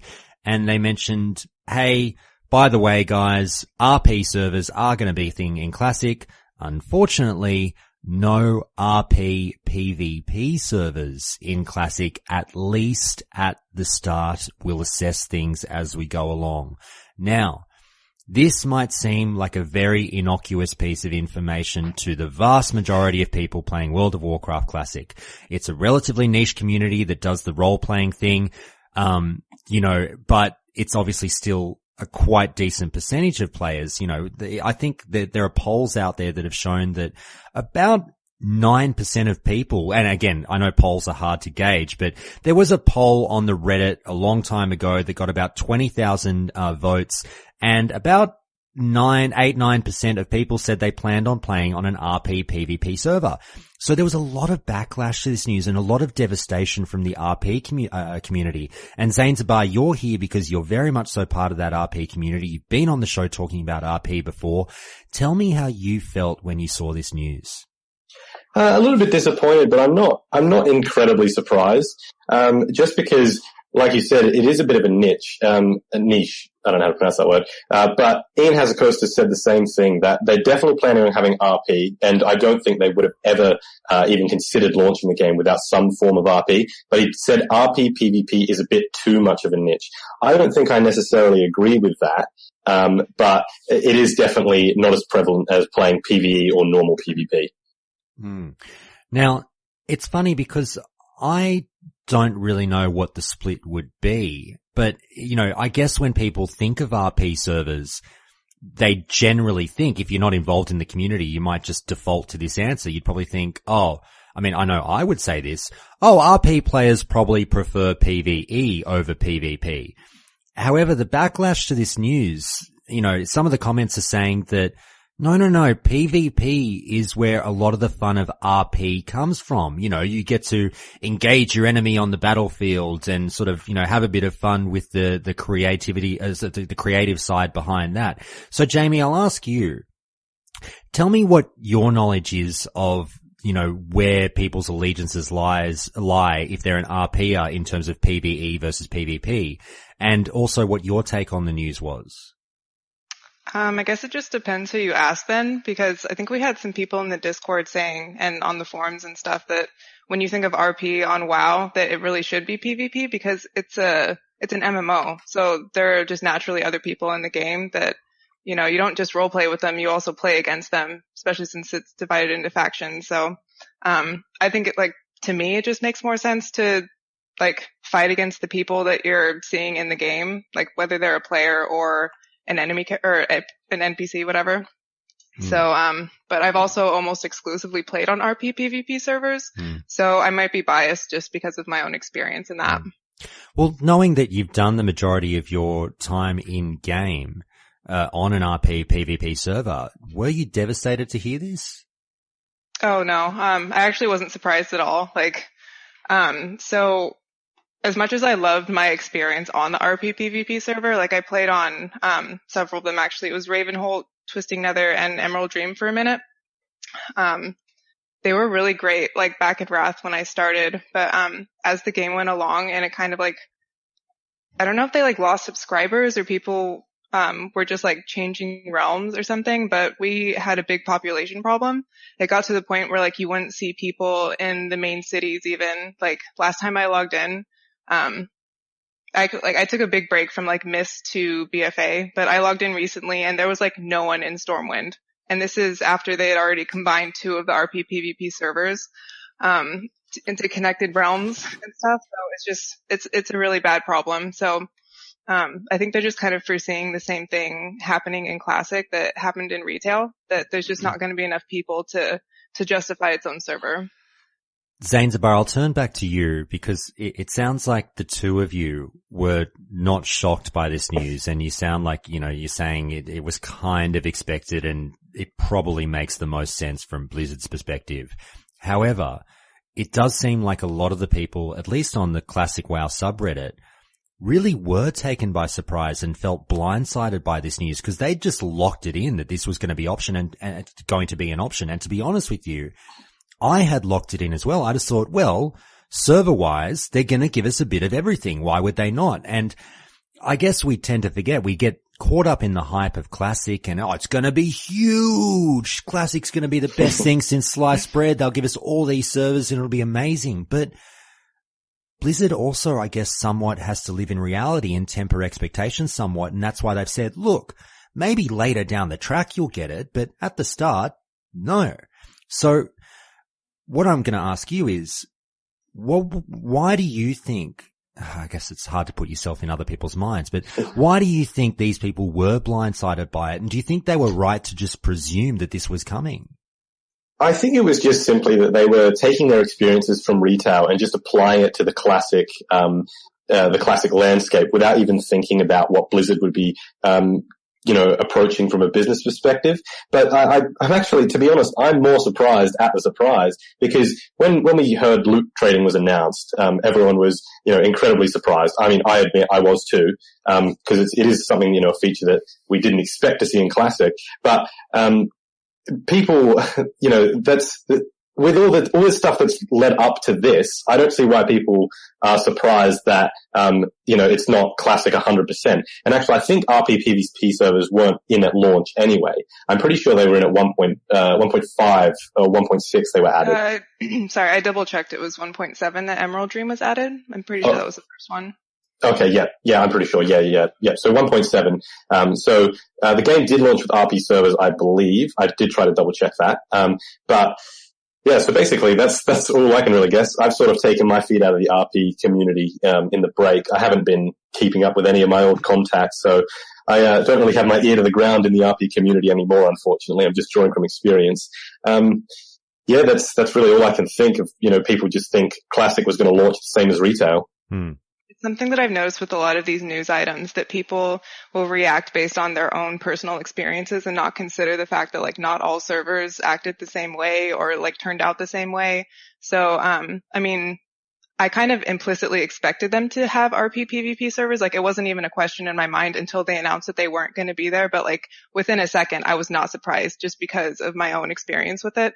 So, but if I had heard, or if I had dropped out of the game sooner than I did, I would have been I guess in that same community that you're talking about, where, I'd be mad about it or whatever, just because I didn't have that bad experience of what it's like to be on a dead realm. So I think it's kind of a lack of, maybe not empathy, but just understanding that not everyone had the great experience that you do, and that there, other people who, or I guess other situations that you're not accounting for, if that makes sense.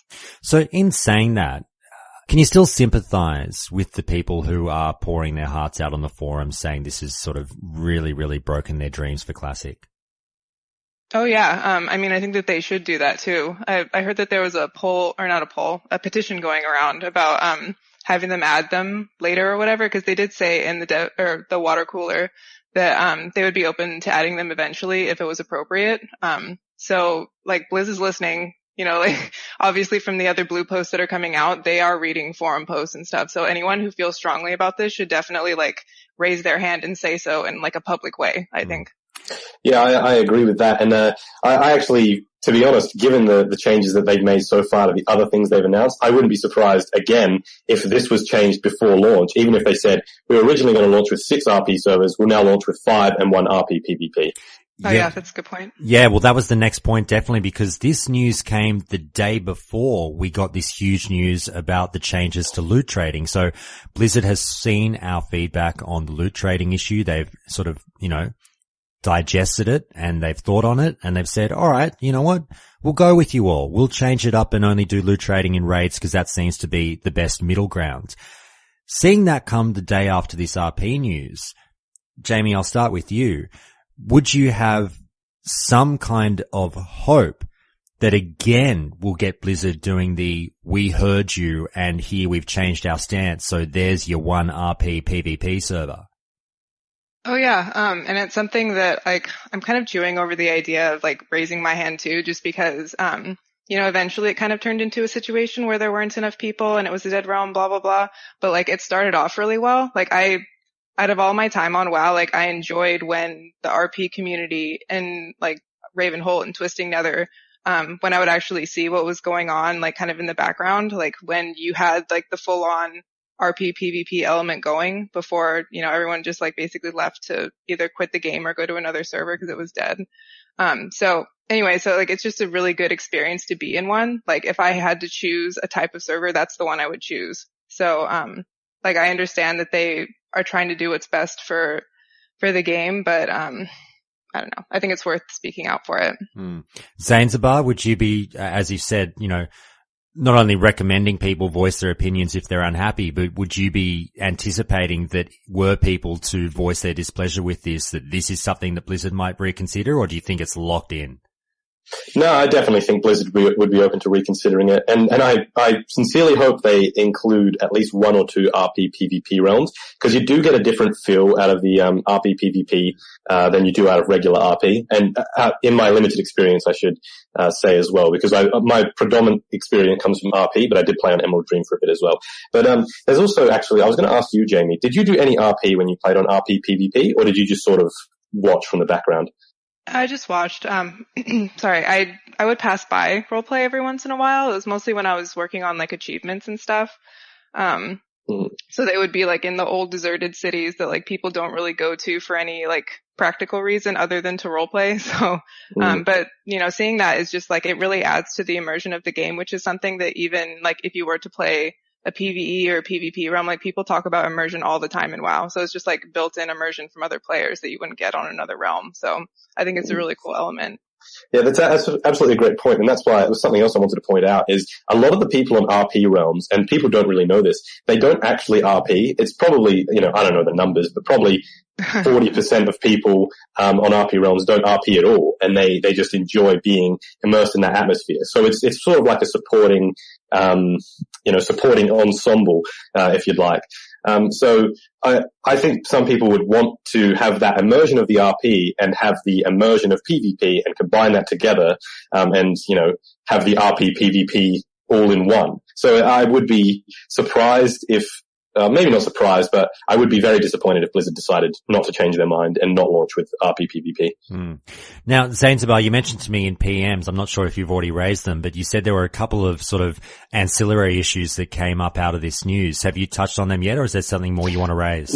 No, I haven't. There was something that you raised, which was just that Ian Hazacosta said it might come out later. That was one thing. The other thing was he said, I don't remember if it was in that call, show or the other one, that Jamie linked me, but, he did say that they weren't going to release RP servers outside of the large realms. That is the current situation in retail. The only RP servers on the US, the US client or servers, I don't know the terminology, the only ones that are actually on the North American servers.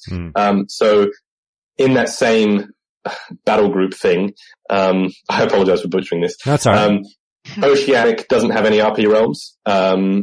Latin America might have one, but I don't think they have any either. And then whatever the other one is, because there's 4 tabs, that doesn't have any RP realms either. So there's not that many, only a handful, that all on North America. So it's annoying, it's disappointing. Again, not surprising. So any Australians or Latin Americans who want to RP will have to A, speak English, and B, be on North American servers. Well, just to finalize with you, Zainzabar, I can't remember if you said in the last call, because I've been thinking about in the last couple of days since we got this news what your plans were. Because obviously you're an Aussie, but you do have a background in role-playing as well. And I wasn't sure if you were actually planning on rolling on an RP server for Classic, are you? I am, but not that. That'll be like my secondary project character. My main character I'm going to be playing on, probably Oceanic. If you end up on Oceanic servers, I know you've been tossing and turning, I'll probably end up in playing with you on your guild. But I will definitely have at least one, maybe as many as 4 characters on an RP server. And if RP PvP becomes an option, I might even roll a couple on RP PvP as well. Now, Jamie, finally with you, how does this news affect you and your plans for Classic? Because I think, again, I'm presuming, I don't want to put words in your mouth, but you were planning on playing with us Countdown listeners on a Countdown guild, but obviously that wasn't going to be on an RP server, but you might have been rolling an alt or something on an RP server. So what does this change things up for you? Oh, I've never roleplayed in games, so I would never make a character just on a pure RP realm. I also just wanted to make a quick point for, people that are into PvP exclusively and that are not interested in roleplay, kind of like where I am, that, just the atmosphere of PvP, like world PvP in particular on, those type of realms, the RP PvP ones are, way different than what you would get on a normal PvP server. People are a lot more, I guess you'd call them mature, respectful, whatever. I think that's kind of like what influenced my, view on like fair fights and like not ganking people and, not like 5v1ing people or, whatever, is just because I always played on realms where people kind of went by those rules just because I don't know if it's because they're in a roleplay community or whatever, but I always enjoyed those world PvP experiences more on those realms just because people were not assholes. So something to consider. Really good point to raise. And sorry, I always do this on the show. Obviously, I'm about to end a call and then something comes up that grabs my interest. And so we'll just touch on this before we go, because I got a lot of feedback about something that I said on the show in the more recent episode when I talked about my view on etiquette in world PvP, saying that, you know, maybe I was the fool for having all these silly rules that I've made up in my head about playing with honor and I won't attack anyone that's low on health or engage with the mob. And, you know, yeah, I'm reassessing my situation. And thank you to everyone that wrote to me about that. I had people on both sides of the argument saying, you know, do it our way or do it this way. But anyway, it's all a bit of fun. But from the RP perspective, this was something that came up because if you're on an RP PvP server, is there a kind of, again, there's no rules, you know, all's fair in love and Warcraft, but is there some kind of guideline? Because RP servers tend to be pretty strict about their rules in terms of role playing. So in world PvP, is there a set of rules that you like, I will, you know, you say something before you're about to charge into battle, like force Stormwind or something like that? Or is it just the fucking gank fest that every other server is? Oh my god, that's funny. No, I mean, like, world PvP is not any different on either one other than the fact that, like, people won't teabag your body when you die. Like, no, seriously, it's like, it's just something that, like, the way that they engage you, they don't like slash walk up to you or anything and, like, you know, ask you to duel if they're on the other side or anything, but, like, I don't know. Can I engage you on the field of battle? Pistols at dawn. Yeah. I did not see that much roleplay in the time that I played. It was mostly just like in a few isolated sorry, my phone's ringing. That's all right. Instances. But, like you said earlier, Zainzabar, something about like 40% don't. I would say it's more like 80% don't, at least on the ones that I rolled on, but you know, maybe it's just because I wasn't seeking it out. So. Yeah, that's true. I mean, most of the RP I did was because I was looking for RP. And then there are times, you know, when you just want to turn it off and you just want to go about, you know, farming for whatever the hell you do on resale these days. Mm-hmm. But yeah, I think it's just when you PvP on RP PvP, if you're an RPer, I think you just sort of, this was my experience at least, you just sort of think about how would your character do this. So I think Jenny's definitely right in that, people are more mature in the way they approach it. And that's just something that's across the board on RP servers. There's less trolling. It's just that when people do troll, it's more disruptive. Mm-hmm. Okay. Fair enough. All right. Well, good to know a bit more about what goes on the RP PvP servers. Thanks so much for addressing this issue, you two. As I said, not a huge piece of news, but a little bit of an opportunity to dive a bit more into the minds of the RPers and sort of more the RP PvPers. But thanks so much again for coming on, guys, and answering the call. Zainzabar, always a pleasure, mate. Oh, thank you. It's I love being here, really. Always, you know, call me when you need me. Absolutely, mate. And Jamie, absolutely love you. Thank you so much for coming on again. It's been great to hear from you. Yeah, no problem. Happy to be on the show again. All right. We'll talk to you later, guys. Cheers. Bye. Thank you.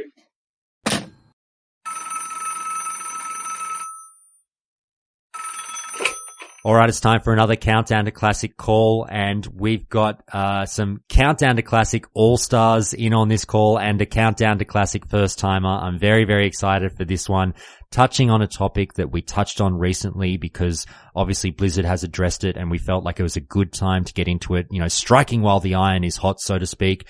But let's get through who's in on this call. Ohgee, my man, our resident PvP expert. You know, you've been designated that title, so I hope I'm not putting the pressure on by calling you that. It's an honor and a privilege. I hope I can live up to it. You certainly have been so far, so I'm so glad to get you back on the show. Love talking to you. Also, we've got with you another regular on the show. And tell us a funny little story here, because recently you got recognized because of your input and appearances on the show. Ale, how are you? Yeah, I'm doing well. It took me by surprise. I was actually playing on a server and a guy messaged me and asked me if I was the Ale, and I was just like, it felt weird, but it was great. And he was a great guy to talk to as well. That's fantastic. I love that a listener found you on a server and said hello. Are you the, now I'm going to have to refer to you as the Ale from now on. So that's fantastic. And finally, we've got a Countdown to Classic first timer here. You know I love it when listeners get involved and jump in the deep end for a first time call. Thanks so much for being here, Grim Source. How are you? I'm doing great. Thanks for having me. Mate, my absolute pleasure. I really, really appreciate you being here. And you're an important person to have in on this call because I want to throw in a little bit of a mea culpa on this call because I went against the principles of the show recently. And in the last episode, we talked about the news in regards to Alterac Valley and Blizzard's decision to do 1.12 Alterac Valley in World of Warcraft Classic. Ale was in on that call and we had 3 callers who all agreed they thought that was a bad decision on Blizzard's behalf. Now, I didn't know what the guy's opinion was going to be until I actually start recording and ask them the questions. None of that is pre-organized. If you don't know this about the show, I don't talk to anyone about what's going to be on the call before the call is actually recorded. So every answer takes me by surprise and every question takes them by surprise.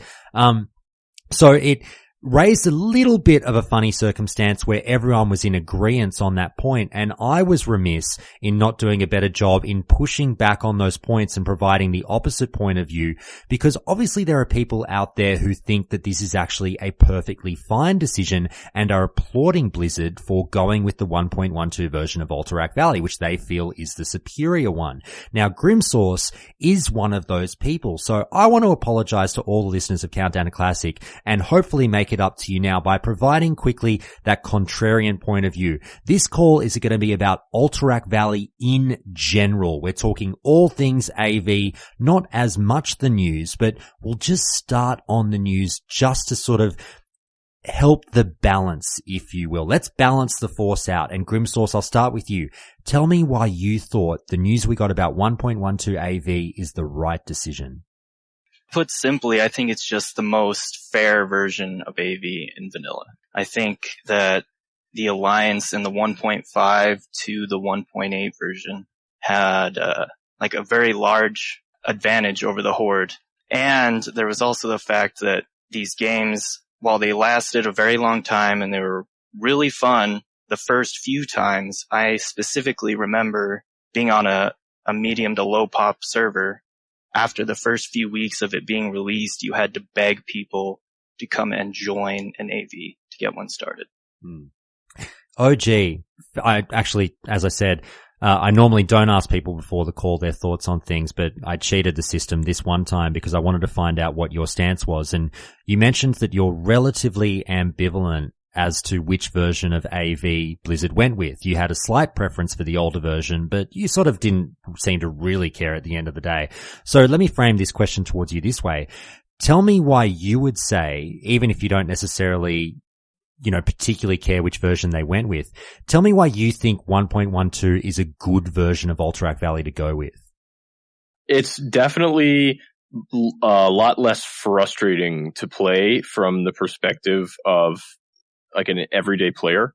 In the 1.5 version, usually games that are 100% pugs where, people haven't countdown queued or queued as a pre-made, which I will talk a little bit about that later because that's kind of a topic that there is a lot of confusion on pre-mating AV. But coming at it from the perspective of just like an everyday standard, 80 players queuing in by themselves to Alterac Valley, the 1.5 version is pretty frustrating. And if you find yourself lacking healers or, lacking a really geared tank or, even just in a group where people aren't really communicating and just kind of running around doing their own thing, the 1.5 version is just incredibly, incredibly frustrating. So I think a lot of people have sort of this nostalgic kind of idea of old AV in their head of, this epic, 12-hour battle. And sort of like Grimsauce said, I think that's the type of thing that it's fun the first few times you experience it. But when it comes down to trying to grind your reputation to get your items and actually win games, the 1.5 version without a pre-made is incredibly frustrating, to be honest. All right. Ale, I'm going to turn to you now. Now, let me preface this. Ale, you know I love you like a son, right? You're one of my favorites on the show. But I'm gonna go into bat for the other side here. I'm gonna do my best acting. I'm gonna, go for my Oscar-winning performance here, and please don't be offended by what I'm about to say, but I'll push back on some of your points that you made on the last show. And I'll say this.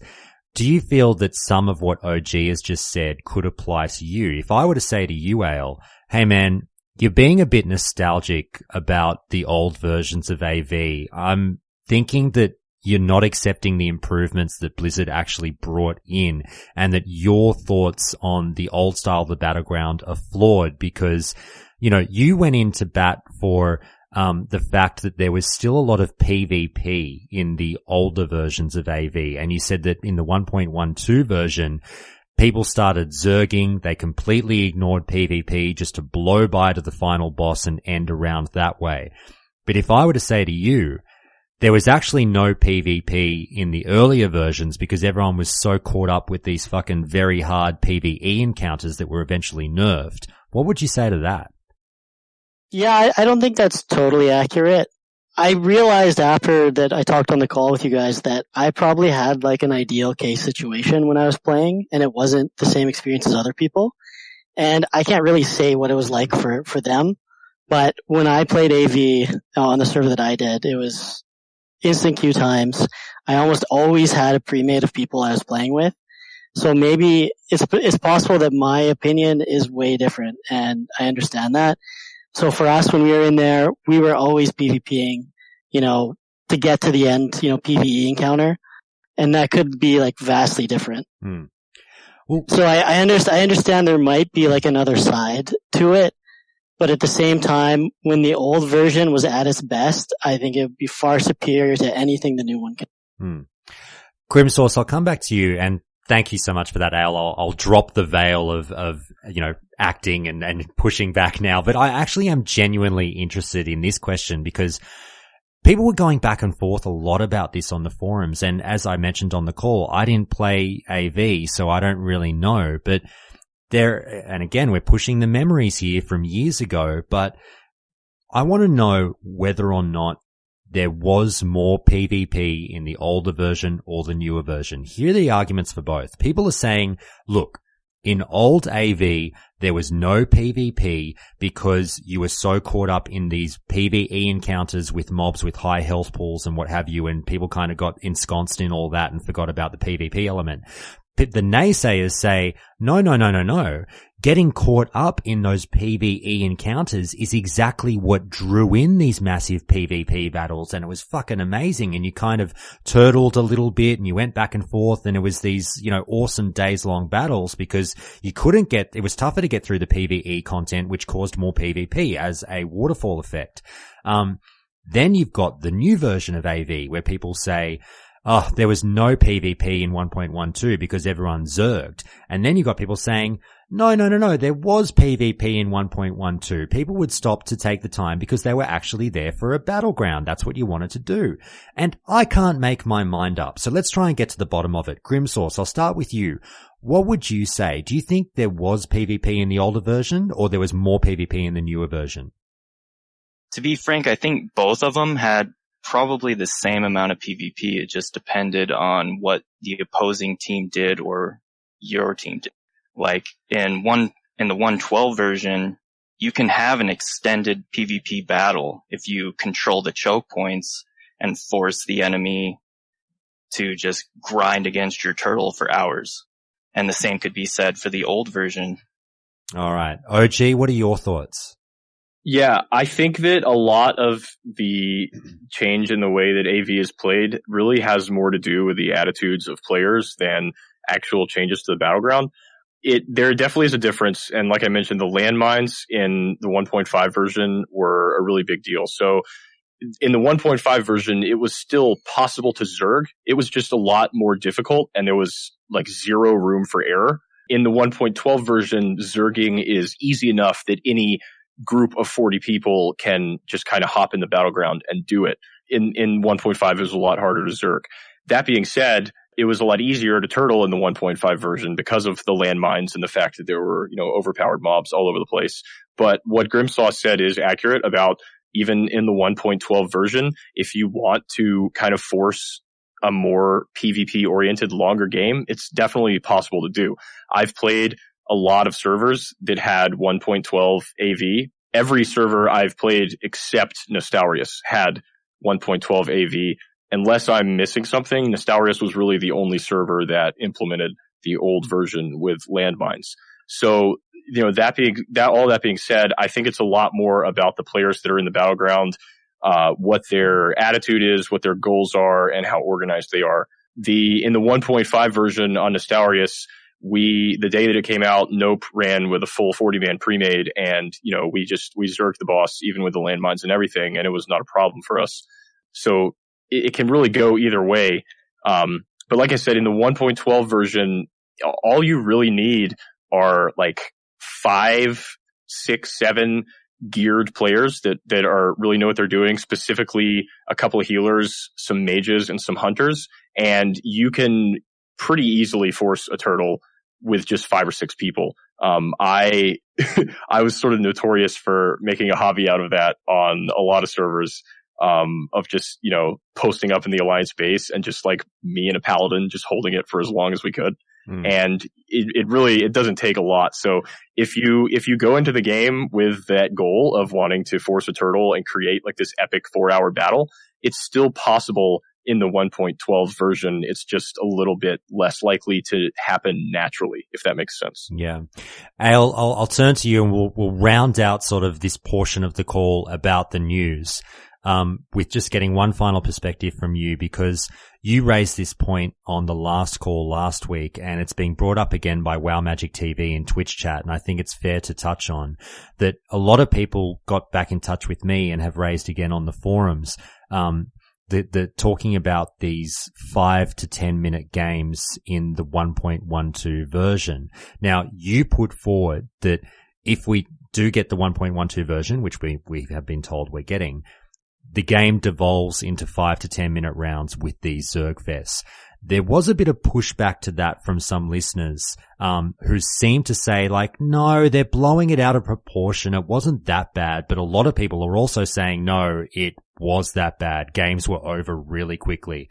So final point on this one. I know you said it last time, but maybe mention, is it the case that games, kind of did go over 10 minutes more than you think? Or are you really sticking to your guns and going, people don't understand how fucking quickly AV games ended in 1.12?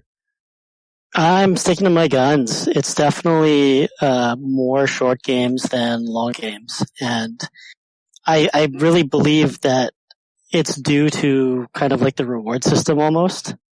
People are motivated to get a game and get a game done quickly, right? Mm-hmm.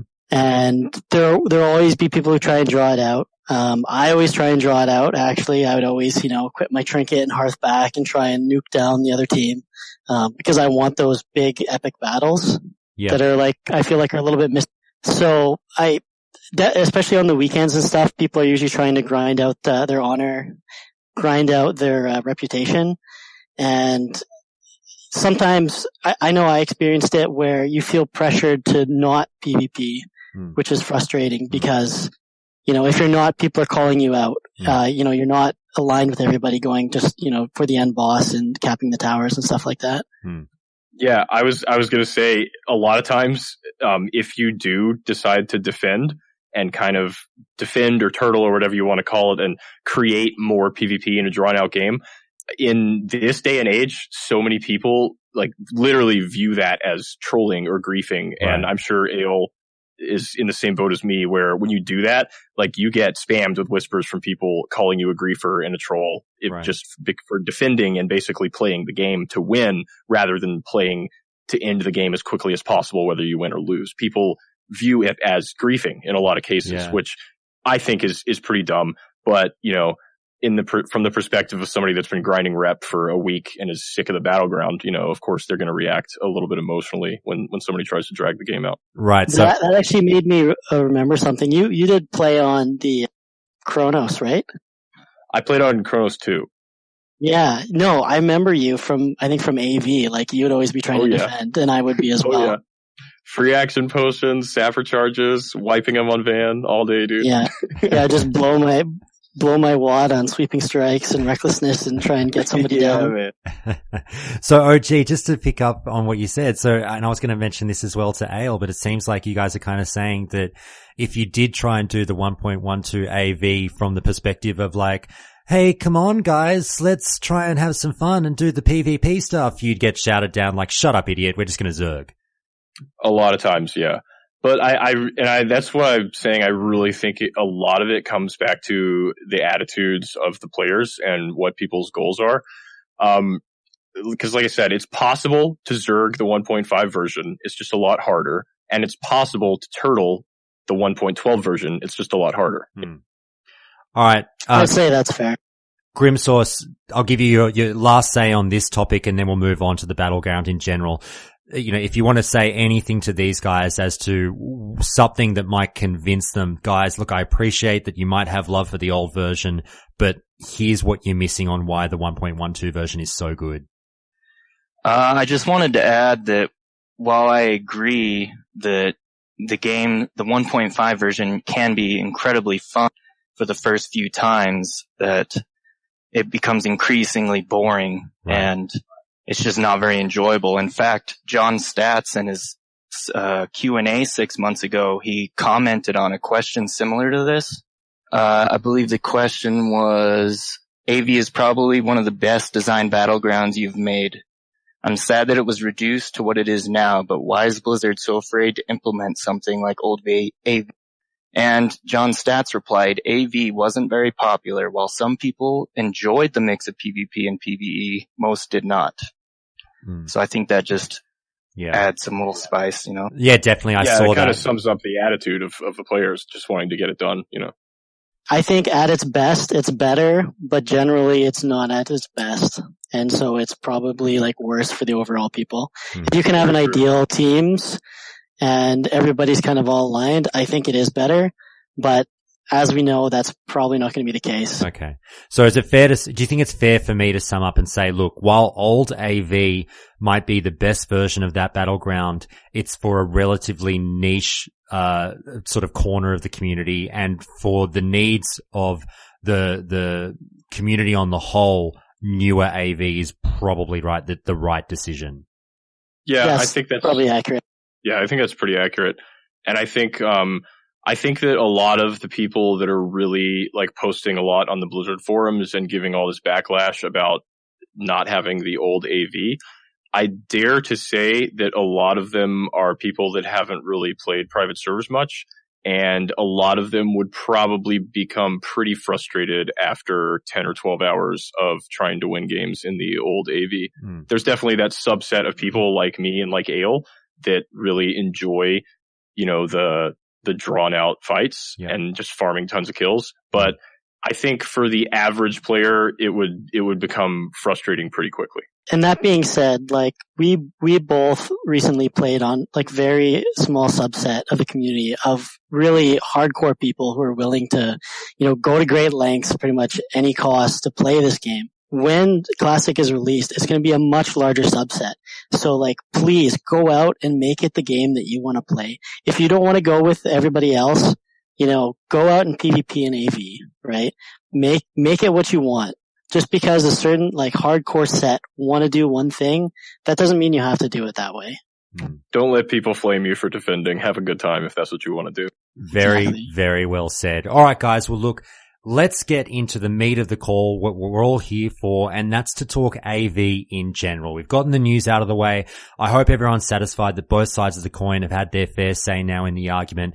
But let's talk about actually what we're going to find in 1.12 AV, what people can come to expect, some of the tactics that they might engage when they're trying to take down the opposite faction, and why you guys love it so much. So, Ohgee, I'll get you to kick us off, mate, and I'm going to ask very, very, very general, and obviously as we do here as time goes on, we'll get more niche in terms of some of the things that people will find. But tell me why you love AV and why people should perhaps look to AV a bit more than they do over the other battlegrounds.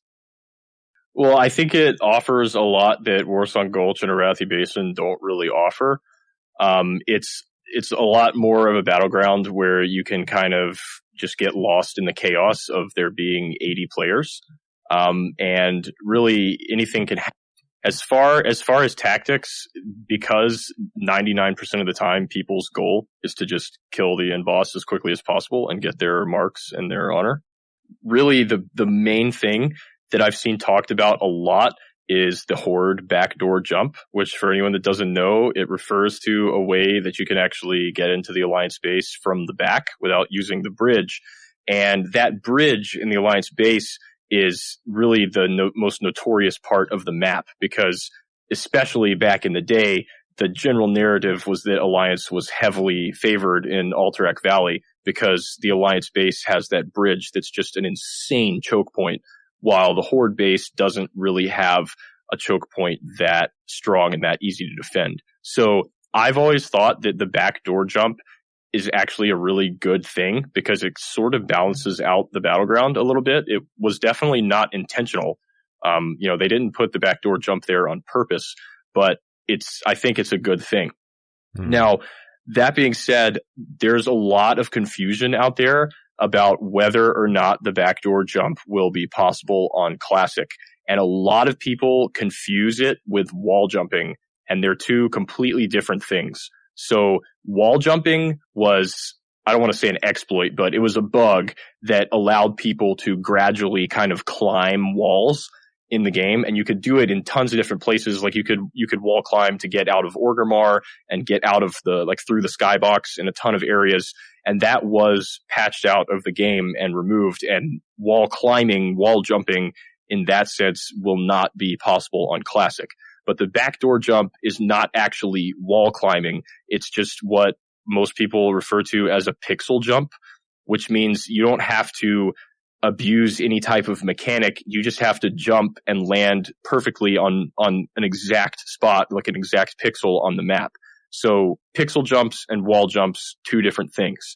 Now, in the Classic demo, I didn't do this myself, but some friends of mine actually were able to get into the battleground files on the Classic demo and run around Warsong Gulch, and every single pixel jump, again, not wall jumping, but every pixel jump that is present in Warsong Gulch was also present in the demo.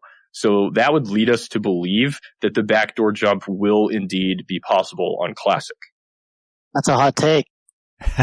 I love it. Ale, anything to piggyback off of that with? As far as like the choke point and it being Alliance favored, I would agree. Generally that was the most commonly held opinion, just because it is so narrow and it was really, really tough for Horde to break through. Well, Grimsource, I'll turn to you for this one. And now that Ohgee's raised it, I figured it's as good a time as any to discuss, because one thing that turns me off, if, I'm just looking to get involved in Battlegrounds, I might be new to the game, I might not have played much PvP back in the day, but if you were to tell me that a Battleground had an obvious imbalance in terms of it seemed to favor one faction, I'm going, well then why the fuck would I want to play it? Tell me why you still loved AV and what your thoughts were on that potential favoritism towards one faction in the Battleground. While the balance is definitely off and Alliance have the upper hand, I think that just adds, sweetness to your victory. I think that's the same with all vanilla, really. You have to go through this, harder leveling or grinding through dungeons with more trash, etc. It's just the same. That victory at the end is just that much more sweet. Now, it sounds like you were perhaps playing the game as a Hordey, is that right? Yeah, I was always Horde. Okay. So you liked to rise to the occasion. You liked the thought that you were playing with a little bit of a handicap and then you could sort of cheer a bit harder if you got up. Yeah, actually, I think that's the whole mindset of the Horde in the first place. They were kind of the under. Okay.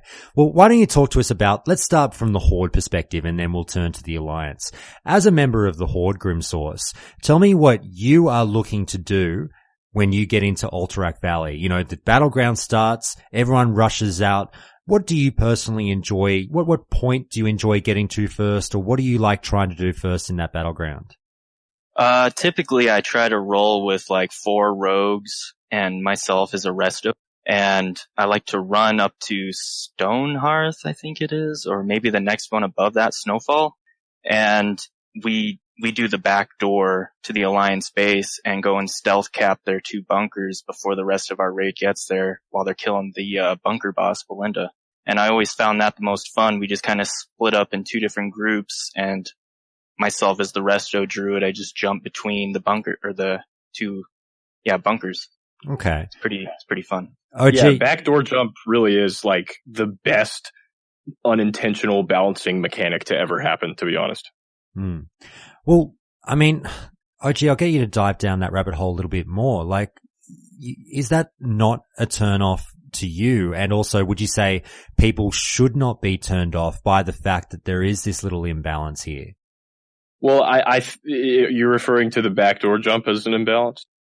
Just the sort of slight alliance, the favoritism to the alliance in the design, whether that be by way of the backdoor jump or other factors as well. Well, what I would say is that the backdoor jump really evens things out, like I mentioned. Without the backdoor jump, the battleground is pretty insanely biased towards the alliance having an advantage. But with the backdoor jump being in the game, I think it's pretty fair, to be honest. Okay. Fair enough. And a lot of people complain about the backdoor jump and say it's an exploit, but it's not, because anyone can do it. It doesn't require any type of mechanic that's not an everyday mechanic. It just requires you to stand on a spot, push W and spacebar, aiming at the right spot, and that's it. It's it's pretty simple, and with 10 minutes of practice, anybody can do it with a pretty high rate of reproducing it. So I think calling it an exploit is really unfair, because it's in the game, anyone can do it, and like I said, in my opinion, it really makes the battleground a lot more balanced. If Horde were forced to enter the Alliance base from the bridge, there would definitely be some imbalance, because there are multiple ways into the Horde base. So I think the backdoor jump just really evens things out a whole lot. Like I said, based on researching the demo and the fact that pixel jumps were possible in the battleground files in the demo, I expect the backdoor jump to be in Classic, and I really hope that it is, because I think it makes the battleground a lot more fair for the Horde side. Okay. Here's a cool, intense question from Zanzibar that's just popped up in Twitch chat that I'll open up to the group. So first in, best dressed here, and whoever thinks they can tackle this one.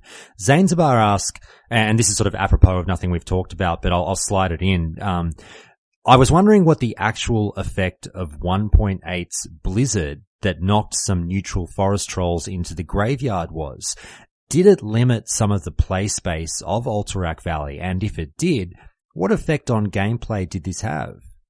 I'm not sure about a Blizzard effect. Was it a spell that the troll mobs would use? It basically just knocked out some of the neutral forest trolls and I think I know what they're talking about. Yeah, go for it, Ale. Well, that was just kind of like creative language they used. They said they just it was like an RP thing saying that a blizzard had knocked them out, just as a way to say that they yeah, I know what he's talking about now. Yeah. Patch notes, you mean? Yeah, I remember now. Yeah, so there were another feature of 1.5 AV was just an absolute shitload of elite mobs just kind of wandering around the field of strife, which was just another reason that 1.5 AV was only really zergable with a full pre-made and pretty frustrating for pugs. Because, if you got 2 or 3 of those mobs on you, it would not take them long to daze you and dismount you, and then you would probably die. So it was just another aspect that made it play out super slowly and made it really tedious. Can I comment on the trolls? Go for it. Oh, go ahead. I think you were going to step in as well. Yeah, I was just going to say the same thing. The Korak, the Blood Rage, he was the world boss inside AV right there, and he spawned every 30 minutes, I want to say. Correct me if I'm wrong. Something like that. It was 30 or 45, I think. I think his first spawn was at 45, and then after that it was every 30, something along those.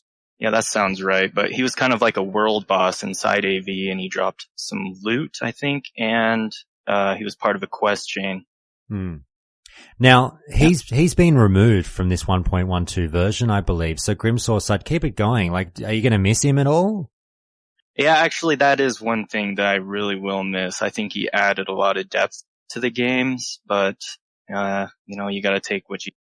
Okay, Ale, you were going to say something? Actually, now that I say that, I think it actually took a little longer than that for him to spawn. I want to say it was maybe closer to like an hour and 45 minutes or 2 hours for his initial spawn. Okay. Ale, did you have something on that? Yeah, I just wanted to comment on the mobs that were removed from the sides. There was actually elite, like the map was, I think, about 30% larger, like fatter, like width-wise. And there was elite mobs in the left and the right side. And I believe there's even a quest, for each side to go in and fight them, which is totally separate from pretty much anything else you could do. I can't remember the specifics on it, but I think on the west side there was trolls. On the east side of the map there was Syndicate, I believe. That might be some of the things that people are referencing for like PvE to go do that. I never did that. I always just PvP'd. And then the other main thing that was removed, at the same time, which I think probably Ohgee can talk about more, was the mines. Like the landmines. Yeah, the landmines were insane. They were completely insane. Well, that's the thing. I mean, they come up all the time. And again, I unfortunately now will never get to play a version of AV that had these landmines in it unless I jump on a private server that might happen to have it. But I mean, I didn't play AV back in the day. Nostalgious. Yeah, exactly. I didn't play AV back in the day. I missed this version of it with the landmines. I'll now never get a chance to see them. But I mean, am I missing much? It sounded like it was a prick of a thing to navigate. Yeah, you had to run a really specific route if you wanted to Zerg. And again, the landmines are one of those things that probably weren't necessarily that accurate on private servers in terms of the amount of damage they did. But from what I remember on Nostalgious, if you ran over one landmine, it would take about a third of your HP. So if you hit 3, you were pretty much dead. And I also believe that only rogues could see them. Don't quote me on that because Nostalgious was several years ago and my memory's not great. But for some reason, I want to say that they were invisible to classes except for rogues that can disarm traps. I'll kick up this one with you. Now, we heard from Grimsource some of the things that he likes to do as soon as the battleground starts. But obviously, AV is a big map. Tell me what some of your favorite, points of interest on the map are. Where's your favorite place to hang out in AV? Pretty much anywhere large groups congregate is where I want to be. Icewing Choke Point. Oh, Icewing Choke Point. When they fight the mini bosses in the Stone Hearth or Iceblood Garret. Same thing when they fight the end boss in the Dunball Darkkeep and the Frost. Pretty much anywhere there's a large amount. In Classic, I played as a mage and AoE'd. Pretty much anywhere that I can find a choke point to get in there and try and get multiple kills is what I wanted to be doing. So usually off the start, I'd be heading to, the choke point, Iceblood choke point? Icewing Bunker. Icewing Bunker choke point, as well as like any of the buildings that were, had a lot of horde going to them. Okay. Ohgee, you seem to share some of those favorites. Any other favorites we haven't heard of?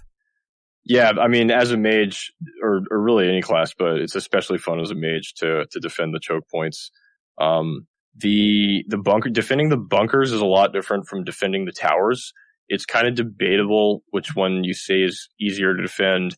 I'd say the bunkers are probably easier to defend because you have some room to move around and you have pillars up on that top level that you can use for line of sight and be able to sort of peek out and interrupt whoever's capping the flag. Whereas the horde towers, if you're capping the flag, you're cramped into a really small room up there. I think it's a bit harder to defend those, but it's all about the classes you have. If you have like a few warriors, and a shaman, up in one of those horde towers, they're going to be pretty effective defending it because the alliance are going to have to get right up in your face to try to cap it. So in general, I would say that anybody who played or plays Alterac Valley for the PvP itself, what they're going to really enjoy is defending, wiping the other team against the mini bosses, wiping them on the final boss, holding choke points, stuff like that. Grimsource, I'll turn to you and we talk about obviously these choke points and how fun it is to run into to huge groups and get your PvP on there.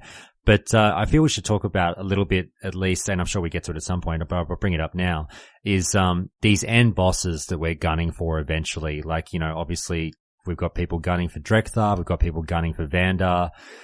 Tell me which you think, I mean, obviously coming out from a Horde perspective, but once you get face to face with that, quote unquote final boss of AV, who do you think has an easier run of it, Horde or Alliance at that point, once you actually get there? This one I'm actually not sure. I think I've read that the Horde boss is a little more powerful, but I'm not positive. That's okay. Do you have any sort of great memories of taking on Vandar and struggling with him, or just sort of having any problems with some of the mobs in that area with him or anything like that? Yeah, there's always the classic of people that while you're waiting for the Alliance graveyard to cap over, usually you're just sitting around milling about, just defending, and most of the time you get people running inside to the boss room, aggroing, running back out over and over and over again. So you just get your entire chat frame is just full of him yelling for the Alliance or whatever it is. It's pretty amusing. Ohgee, I'll turn to you. Well, you're the kind of person, obviously, who's had a lot to say about some tactics in, Warsong Gulch, Arathi Basin. If I were to ask you, okay, we're putting together the perfect battle plan for AV. Let's start maybe with group composition. It's, huge group going through AV. What is your perfect raid group for this battleground? Well, you want to have some big DPS classes go to Zerg the boss with healers and a couple of tanks. So, I would, like Grimsauce sort of mentioned, you definitely want to send your rogues and your druids to go ninja cap right off the bat. And especially, really on either side, you want to send the ninja cap, because once you tag the tower, you can despawn the archers, and that lets the rest of your raid kind of funnel in. So having rogues and druids run ahead to cap stuff ahead of time is really important. But really in modern Alterac Valley, because 90% of the time it's basically a race between the two factions to try to get to the end boss and kill it faster, one of the most effective things that you can do is, like I mentioned earlier, I think one of the best things you can do is have like a handful of mages, a couple of hunters, and a couple of healers stay back to defend. And they're going to get killed because, they're going to be like 6 versus 40, but even if they can sort of delay that other side from getting into your base for like 3 or 4 minutes, in today's modern AV, that's usually a Zerg, that 3 or 4 minutes can win you the game. So it's actually kind of funny because a lot of times, especially on a smaller server, we don't know if Blizzard is going to give us battle groups or not yet, but on private servers and, back in the day for the majority of vanilla when there were no battle groups, a lot of times you're seeing familiar faces and you're kind of seeing the same players in every game. And a lot of times the defense kind of escalates. For example, Ale talked a little bit about Chronos 2, and I remember when I was playing there, when Alterac Valley first came out, the honor values were super broken. Like all of the lieutenants and all the like extra mobs you could kill just gave way too much honor. So when Alterac Valley came out, it became not even worth it for rankers to play the other battlegrounds, and all the rankers just spammed Alterac Valley. And it was really funny because in the beginning, my pre-made would face the other pre-made and we would both just kind of Zerg. And then I started staying behind with a paladin to just drop like one huge Frost Nova Cone of Cold on the Horde raid and try to slow them down a little bit. And so then they started having a mage and a priest stay back. And then, next thing we said, okay, well, let's actually have 2 or 3 mages stay back. And it sort of had this snowball effect where after 2 or 3 weeks, both sides were just like relentlessly defending with like 15, 20 players and getting so salty at each other because the other team, it's like, well, if you're going to defend, then we're going to defend. Okay, well, then we're going to defend with more. Oh, yeah? Well, then we're going to defend with more. And so there is sort of a snowball effect, especially when you're going up against the same players on a smaller server with no battle groups. Okay. Ale, this is going to be my stupidest question of the interview, but I'm trying to sit here and think of a way to word this. Now, if I were to say to you, what would be your best tactics to win an Alterac Valley match? I guess we're living in that 1.12 world where you'd probably just say, well, I mean, it's zerging, so how much can I explain zerging? There's not much to it. But if I were to put a bit of a twist on it and say, all right, if there's even a way to answer this, if I say take zerging out of the equation, let's say both camps agree not to zerg, what would you want to be barking out as orders as the general of your little mob, your little group there, in how to, let's say your alliance, how would you go about trying to win an Alterac Valley match? Well, I'd want to set up some groups for backcapping, usually stealth teams, strike teams of rogues and druids getting down and capping graveyards and towers. You want to have like a really good front line going, pretty much anything ranged, like hunters are really for the front line, huge multi-shots, just cutting swaths. And same thing with like mages for blizzarding the choke point, warlocks as well. After that, you want to have like pretty much like focused strike teams of groups, hopefully not getting caught by the other team's AoE, trying to get behind the enemy lines and flank them, and to be able to push objectives. And hopefully if you can line that up with some of the reinforcement calls or the boss, you can really it really helps to break stalemates. Okay.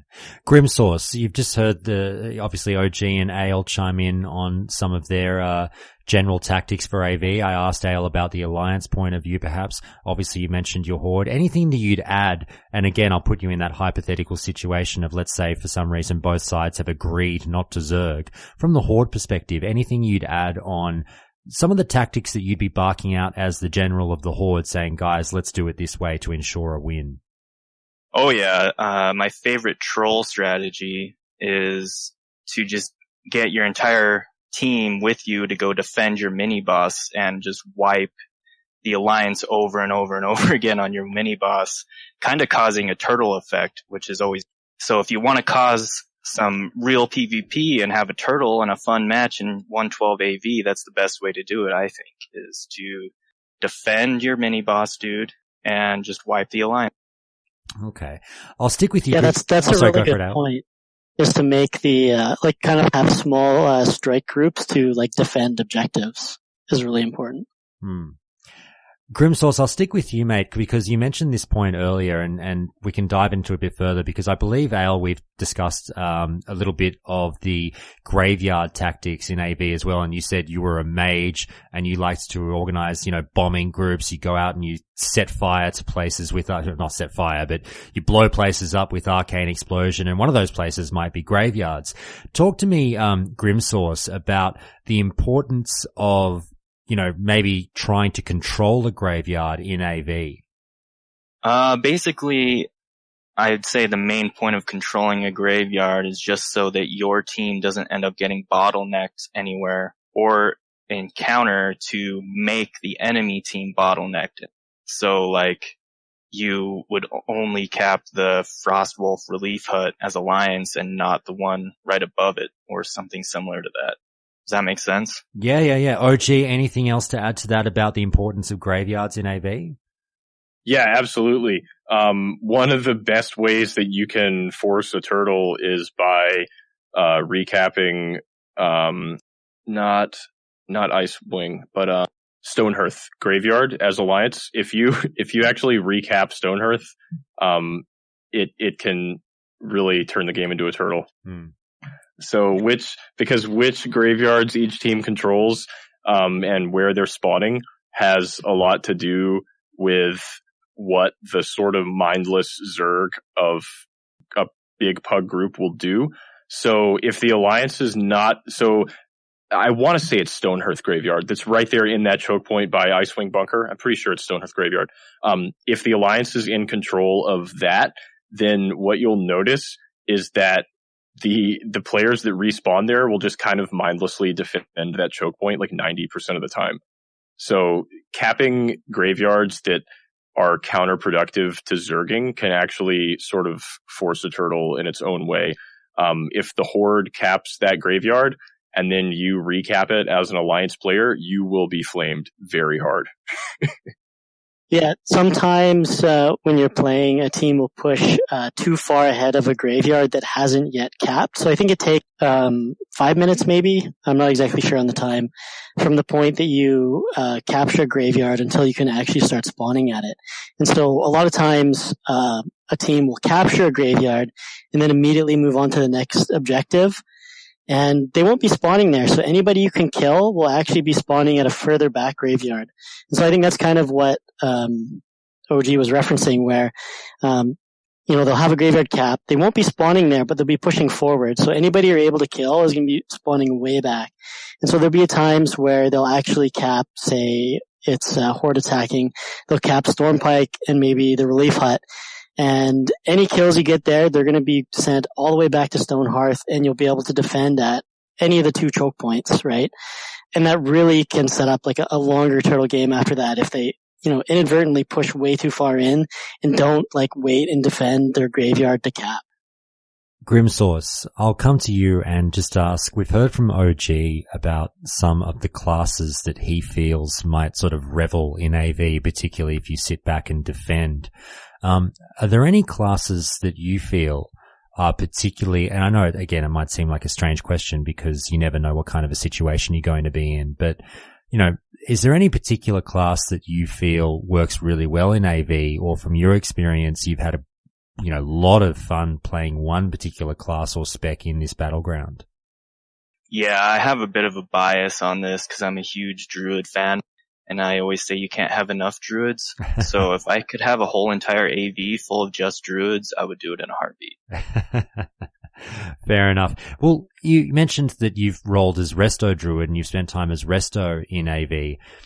I mean, I really find it interesting. It's something that doesn't get talked about a lot, the POV of a healer in a battleground. And we don't really talk about the importance of getting your heals up as, all the mayhem is breaking out. So tell me something that maybe as a Resto Druid you're trying to do, or something that you're keeping an eye out for while all hell is breaking loose in AV.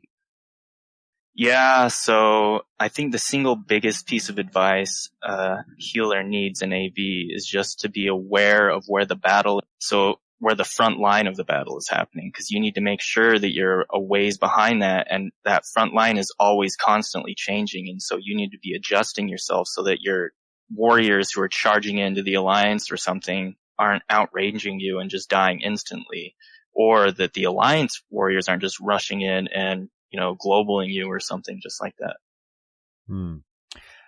Ohgee, it was put forward in the last call last week that AV might be a battleground that unfortunately gets a little bit ignored once people have got their reputation up to Exalted. You grind that rep and then you get the fuck out. Because, generally people will feel that Warsong Gulch or Arathi Basin is the place to be, particularly for rankers. Tell me why AV is either the place or not the place to be as a ranker. Well, it all depends on the honor values. I mentioned that on Chronos 2, the honor values in AV were super busted. So as soon as it came out, that was all that anyone played ranking for a very long time. Even on Warsong Gulch weekend, when Warsong Gulch had the bonus honor, it was still better honor per hour to just farm Alterac Valley. That was super broken, and it really bummed me out because it kind of killed PvP on that server. So I'm hoping that the Alterac Valley version we get on Classic won't have those super inflated honor values, especially for killing the lieutenants and stuff. With proper honor values in terms of ranking, with no bonuses in the equation, the best honor per hour is 5 capping Arathi Basin. It's slightly better than Warsong Gulch. You can 3-0 a Warsong Gulch in 6 minutes if everybody uses speeds and you're super efficient. And so an instant 5 cap in Arathi Basin is better honor per hour than 6 minute Warsong Gulch wins. However, if you are struggling to 5 cap, then Warsong Gulch is better. And all of that is with no bonuses factored in. With the bonuses, ideally, whichever battleground is in the bonus weekend is going to be the one that rankers, quote unquote, should be playing. So, if all of that is consistent on Classic, then you'll probably see rankers mostly playing Arathi Basin, and then they'll switch to Warsong Gulch on Warsong Gulch week, and they'll switch to Alterac Valley on Alterac Valley week. The funny thing about Alterac Valley is that you can't actually queue a raid group for Alterac Valley through the vanilla UI itself. You can only solo queue. Oh. Now, back in the day, a lot of people used an add-on called Stinky Queue that allowed people to kind of solo queue and know ahead of time whether they were going to get into the same game as their friends. Another really little known fact is that while you can't queue for AV as a raid group through the vanilla UI, there actually is a script that exists in the game files that lets you queue a raid group for AV. This script existed. It existed in retail vanilla. It was a very, very little known thing back then. But today on private servers, if you have the add-on Lazy Pig, which is super common, and you're the leader of a raid group and you click the queue master, one of the features of Lazy Pig is that it actually automatically runs that script to queue a group for Alterac Valley. Now, most private servers have that script blocked because 90% of the general population views AV pre-mades as just like a really dumb kind of exploity thing that sort of ruins the game for everyone else. But if I can tell a funny story, on Nostarius, the developers were not aware that script to queue a raid group existed. So AV came out, and as soon as it released, we had a full 40-man raid ready to go just in case the script wasn't blocked, and lo and behold, the script was not blocked. So we queued up with our 40-man raid. We farmed up to revered reputation within like a matter of hours. And Dream State did the same thing. So there was the Dream State 40-man and then the Nope 40-man both doing this. So after a few hours, we started getting whispers from the GMs asking us how we were queuing a raid group for Alterac Valley. And I believe Maitaz was the raid leader at the time. And I'm not even sure that he was aware of the script. We just all had Lazy Pig. And so he told the GMs, listen, all I'm doing is right clicking on the queue master and it's putting my group in the battleground. And that was when Juddy spoke up, that guy has a deeper knowledge of Vanilla WoW than anyone I've ever known. That was when he spoke up and kind of told us all, hey, there's a script that exists that lets you queue, and it's actually a feature of Lazy Pig. So the reason it's letting us do it is because Lazy Pig is running the script. So then we started trying to explain that to the GMs, and they were very, very confused. And they accused Monkey News of developing third-party software to allow to bypass queue restrictions and queue a raid group for AV. So, we're sitting here. I was ranked 12, I think, at the time, like in the thick of my grind. We have our whole guild like halfway through revered, and then Monkey News and Maitaz got teleported to GM Island. And if you've ever seen like the interrogation room, there's a really funny video of the story I'm telling right now on YouTube that you can actually look up. I can link it in Countdown to Classic Discord. Yeah, thanks, after the man. call. But Monkey News and Maitaz got teleported to it's like an interrogation room on GM Island, and they polymorph you into a rat and like put you in this chair with like a spotlight on you. Like, it's absolutely hilarious. And they were just being interrogated ruthlessly. And no matter how many times we tried to explain, like, listen, we're just clicking the queue master and it's letting us in, they somehow chalked it up to the fact that we had developed an add-on to basically let us cheat. And so they banned Maitaz and Monkey News and reset our whole guild's rep to 0. Wow. They needed like, and it was only after that they realized the script existed and they blocked it. And then there was no more pre-mating AV on Nostarius. But, with that said, once that script is blocked, everybody just counts down in voice chat, 3, 2, 1 queue, and you usually end up in the same game anyway. So that's fucking hilarious. They needed the digital version of like, your character strapped naked to a chair with a digital Mads Mikkelsen with a, carpet beater. like from Casino Exactly. Royale, yeah, with the hole cut out of the chair. But anyway, guys, we'll start to wrap it up, and I'm going to ask all of you this question next. So I'll cut to Grimsource for a question, and then I'll ask all of you eventually what your favorite, if you have a favorite AV story or a funny or a particularly fond memory of a match that you played in AV. So think about that one in the background while I ask Grimsource this. Grimsource, we've touched on a lot of love for AV in this call, but if I had to sort of, put the flame to you and ask, in the 1.12 version of AV, and let's say discounting the potential Zerg effect, is there anything in the content of AV that you actually really dislike? I think the archers in the bunkers right above the Alliance base bridge, the archers in the bunkers, that's just such a ball breaker. Every single time you'll get a group of noobs and a new AV, and they'll just try to bum rush the bridge and I'll just die. It's kind of super annoying. Yeah, I have heard about the archers. Do you guys share that sentiment that the archers can fuck right off? Yeah, the archers do an insane amount of damage, and they're way worse with that bridge because you're forced to just be in their range for so long while you're trying to get in. That's why backdoor jump is so good. Okay. Ale, I'll get you to kick us off, man. I don't know if you've thought of a story, but I'll put you in the hot seat and say, do you have one story that really comes to the forefront of your mind as one of the funnier or more memorable AV matches that you've ever been involved in?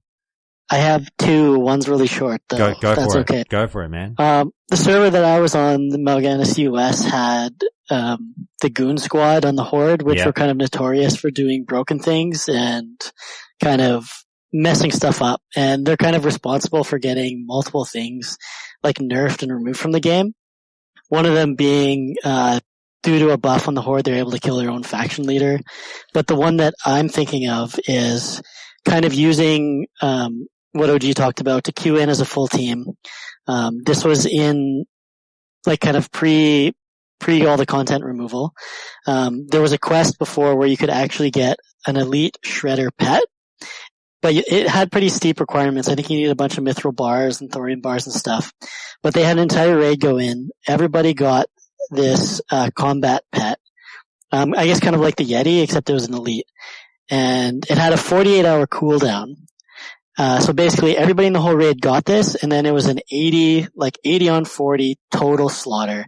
And basically they just wiped the floor with AV nonstop until Blizzard removed it. That's actually amazing. Holy shit. Yeah, it was ridiculous. So that actually was like, as far as I know, they were partly responsible for getting that removed. That's the first one. The second one is kind of similar. Our guild at the time, Raid Guild, we were able to queue in and get most of our guys into an AV, like 35 or 36. I think I might have told this story before, but, we were able to queue in, and, actually Alterac, thanks to you guys I got to meet up with, had concocted an evil strategy to grief the Horde for some punishment they had laid on us at a Green Dragon. And what we did is we capped all the points, so the Horde were spawning in their entrance, and we took our tanks in and pulled the guards out and tanked the guards without killing them, and then just non-stop AoE'd the Horde down as soon as they spawned for like 2 or 3 hours until the GMs despawned the game. Very good, very good. Grimsource, I'll turn to you, man. Can you think of one epic AV battle that stands out in your mind? Yeah, actually, I had an experience just on the Northdale server, right? The first day of the AV release. I had a similar experience with Ale's last story there. The top rankier guild on the server for Alliance, they shut down the entire AV and just farmed us. I don't think they went deep all the way down into the cave and spawn camped you, but they were sitting right at the entrance of the cave. And so as soon as I zoned into that particular AV, I just saw 40 ghosts on the Horde side, and I died instantly. Okay. Now, Ohgee, mate, we'll round it up with you. You have played God knows how many hours of Alterac Valley in your time? Disgusting amounts. Absolute revolting amounts. Now, it might be hard Putrid. vile amounts. Now, let's say if I were to somehow ask you to pull out one story out of your ass that really stands at the forefront of your mind as being maybe a particularly funny one or a memorable one, what would it be? Well, the day that we got our rep reset and Moo and Mythos got banned was a pretty fucking epic day. I already talked about. So I would say on Chronos 2, when I mentioned it was my last couple weeks of ranking there that Alterac Valley came out and the honor was so busted it was all anybody played. And just that like back and forth of us versus the Horde pre-made and like, you know, me deciding to defend as a solo mage and like all the Horde players whispering me on level ones like, dude, what the fuck are you doing? You're going to ruin the honor for everyone. But I have this attitude where like I hate losing. Like even though it made total sense in terms of honor per hour to just zerg whether you won or lost, I couldn't stand to do that. And I was kind of in charge of that pre-made. So I basically convinced everyone like, no, like fuck the Horde pre-made. It doesn't matter if we have to be online for way longer to get our honor. Like we're not just going to let them win. And I remember in particular one really epic game where we had just been holding the Alliance base for like an hour and I had to go on Do Not Disturb because I was just being spammed by the Horde pre-made so hard, like telling me what a fucking retard I was, like, and that I was ruining everything.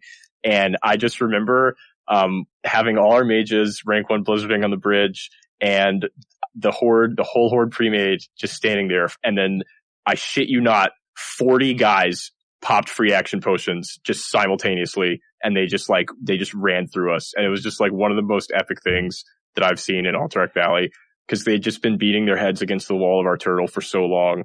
And the sight of 40 players all fapped, just charging you down with like 10 warriors in the front was just absolutely terrifying. And they just tore straight through us. And I remember my players and my pre-made got pretty frustrated. And I said, well, they deserve to win because they were more tryhard right there. You know, maybe if all of you guys had popped faps, we could have won. Now, I'm being told in Twitch chat by listener Gnome F, Ohgee forgot to mention that he bugged himself into stairs and AoE the Horde players without them being able to attack back. Does that ring a bell? There are a couple spots where you can blink into a staircase. Yeah. And I know I've done that before, but I don't think it's ever something I like made a habit out of doing. I was always way too scared of getting banned to like do shit like that on a regular basis, you know, with having rank 13 gear and stuff. Yeah. I definitely have experimented with that before, but I've always been super paranoid about like breaking rules and getting banned on a character that, you know, I put so much effort into. So it's not something I ever did consistently. All right, guys. Well, look, sorry. So someone got something? No, I was just going to say the old marijuana defense. I tried it once, but, you know. Exactly. Yeah, I didn't inhale. Exactly. All right, guys. Look, thanks so much for being on this call. I really appreciate it. We'll wrap it up there. Thanks for talking everything AV. I know all of you on this call are busting to get back to that battleground when Classic drops. I'm busting to try it out seriously for the first time, so that'll be, you know, good fun. I've only set foot in there once or twice and wasn't really taking it very seriously, but I'll give it a good go when Classic drops now that I know a bit more about it. But look, let's go through it all. Ale, thanks again, man. Thanks for having me. Ohgee, you know you're always welcome here, man. Thanks so much. Pleasure to be here. And Grim Sauce, I hope we were gentle for your first time. It was so great having you here.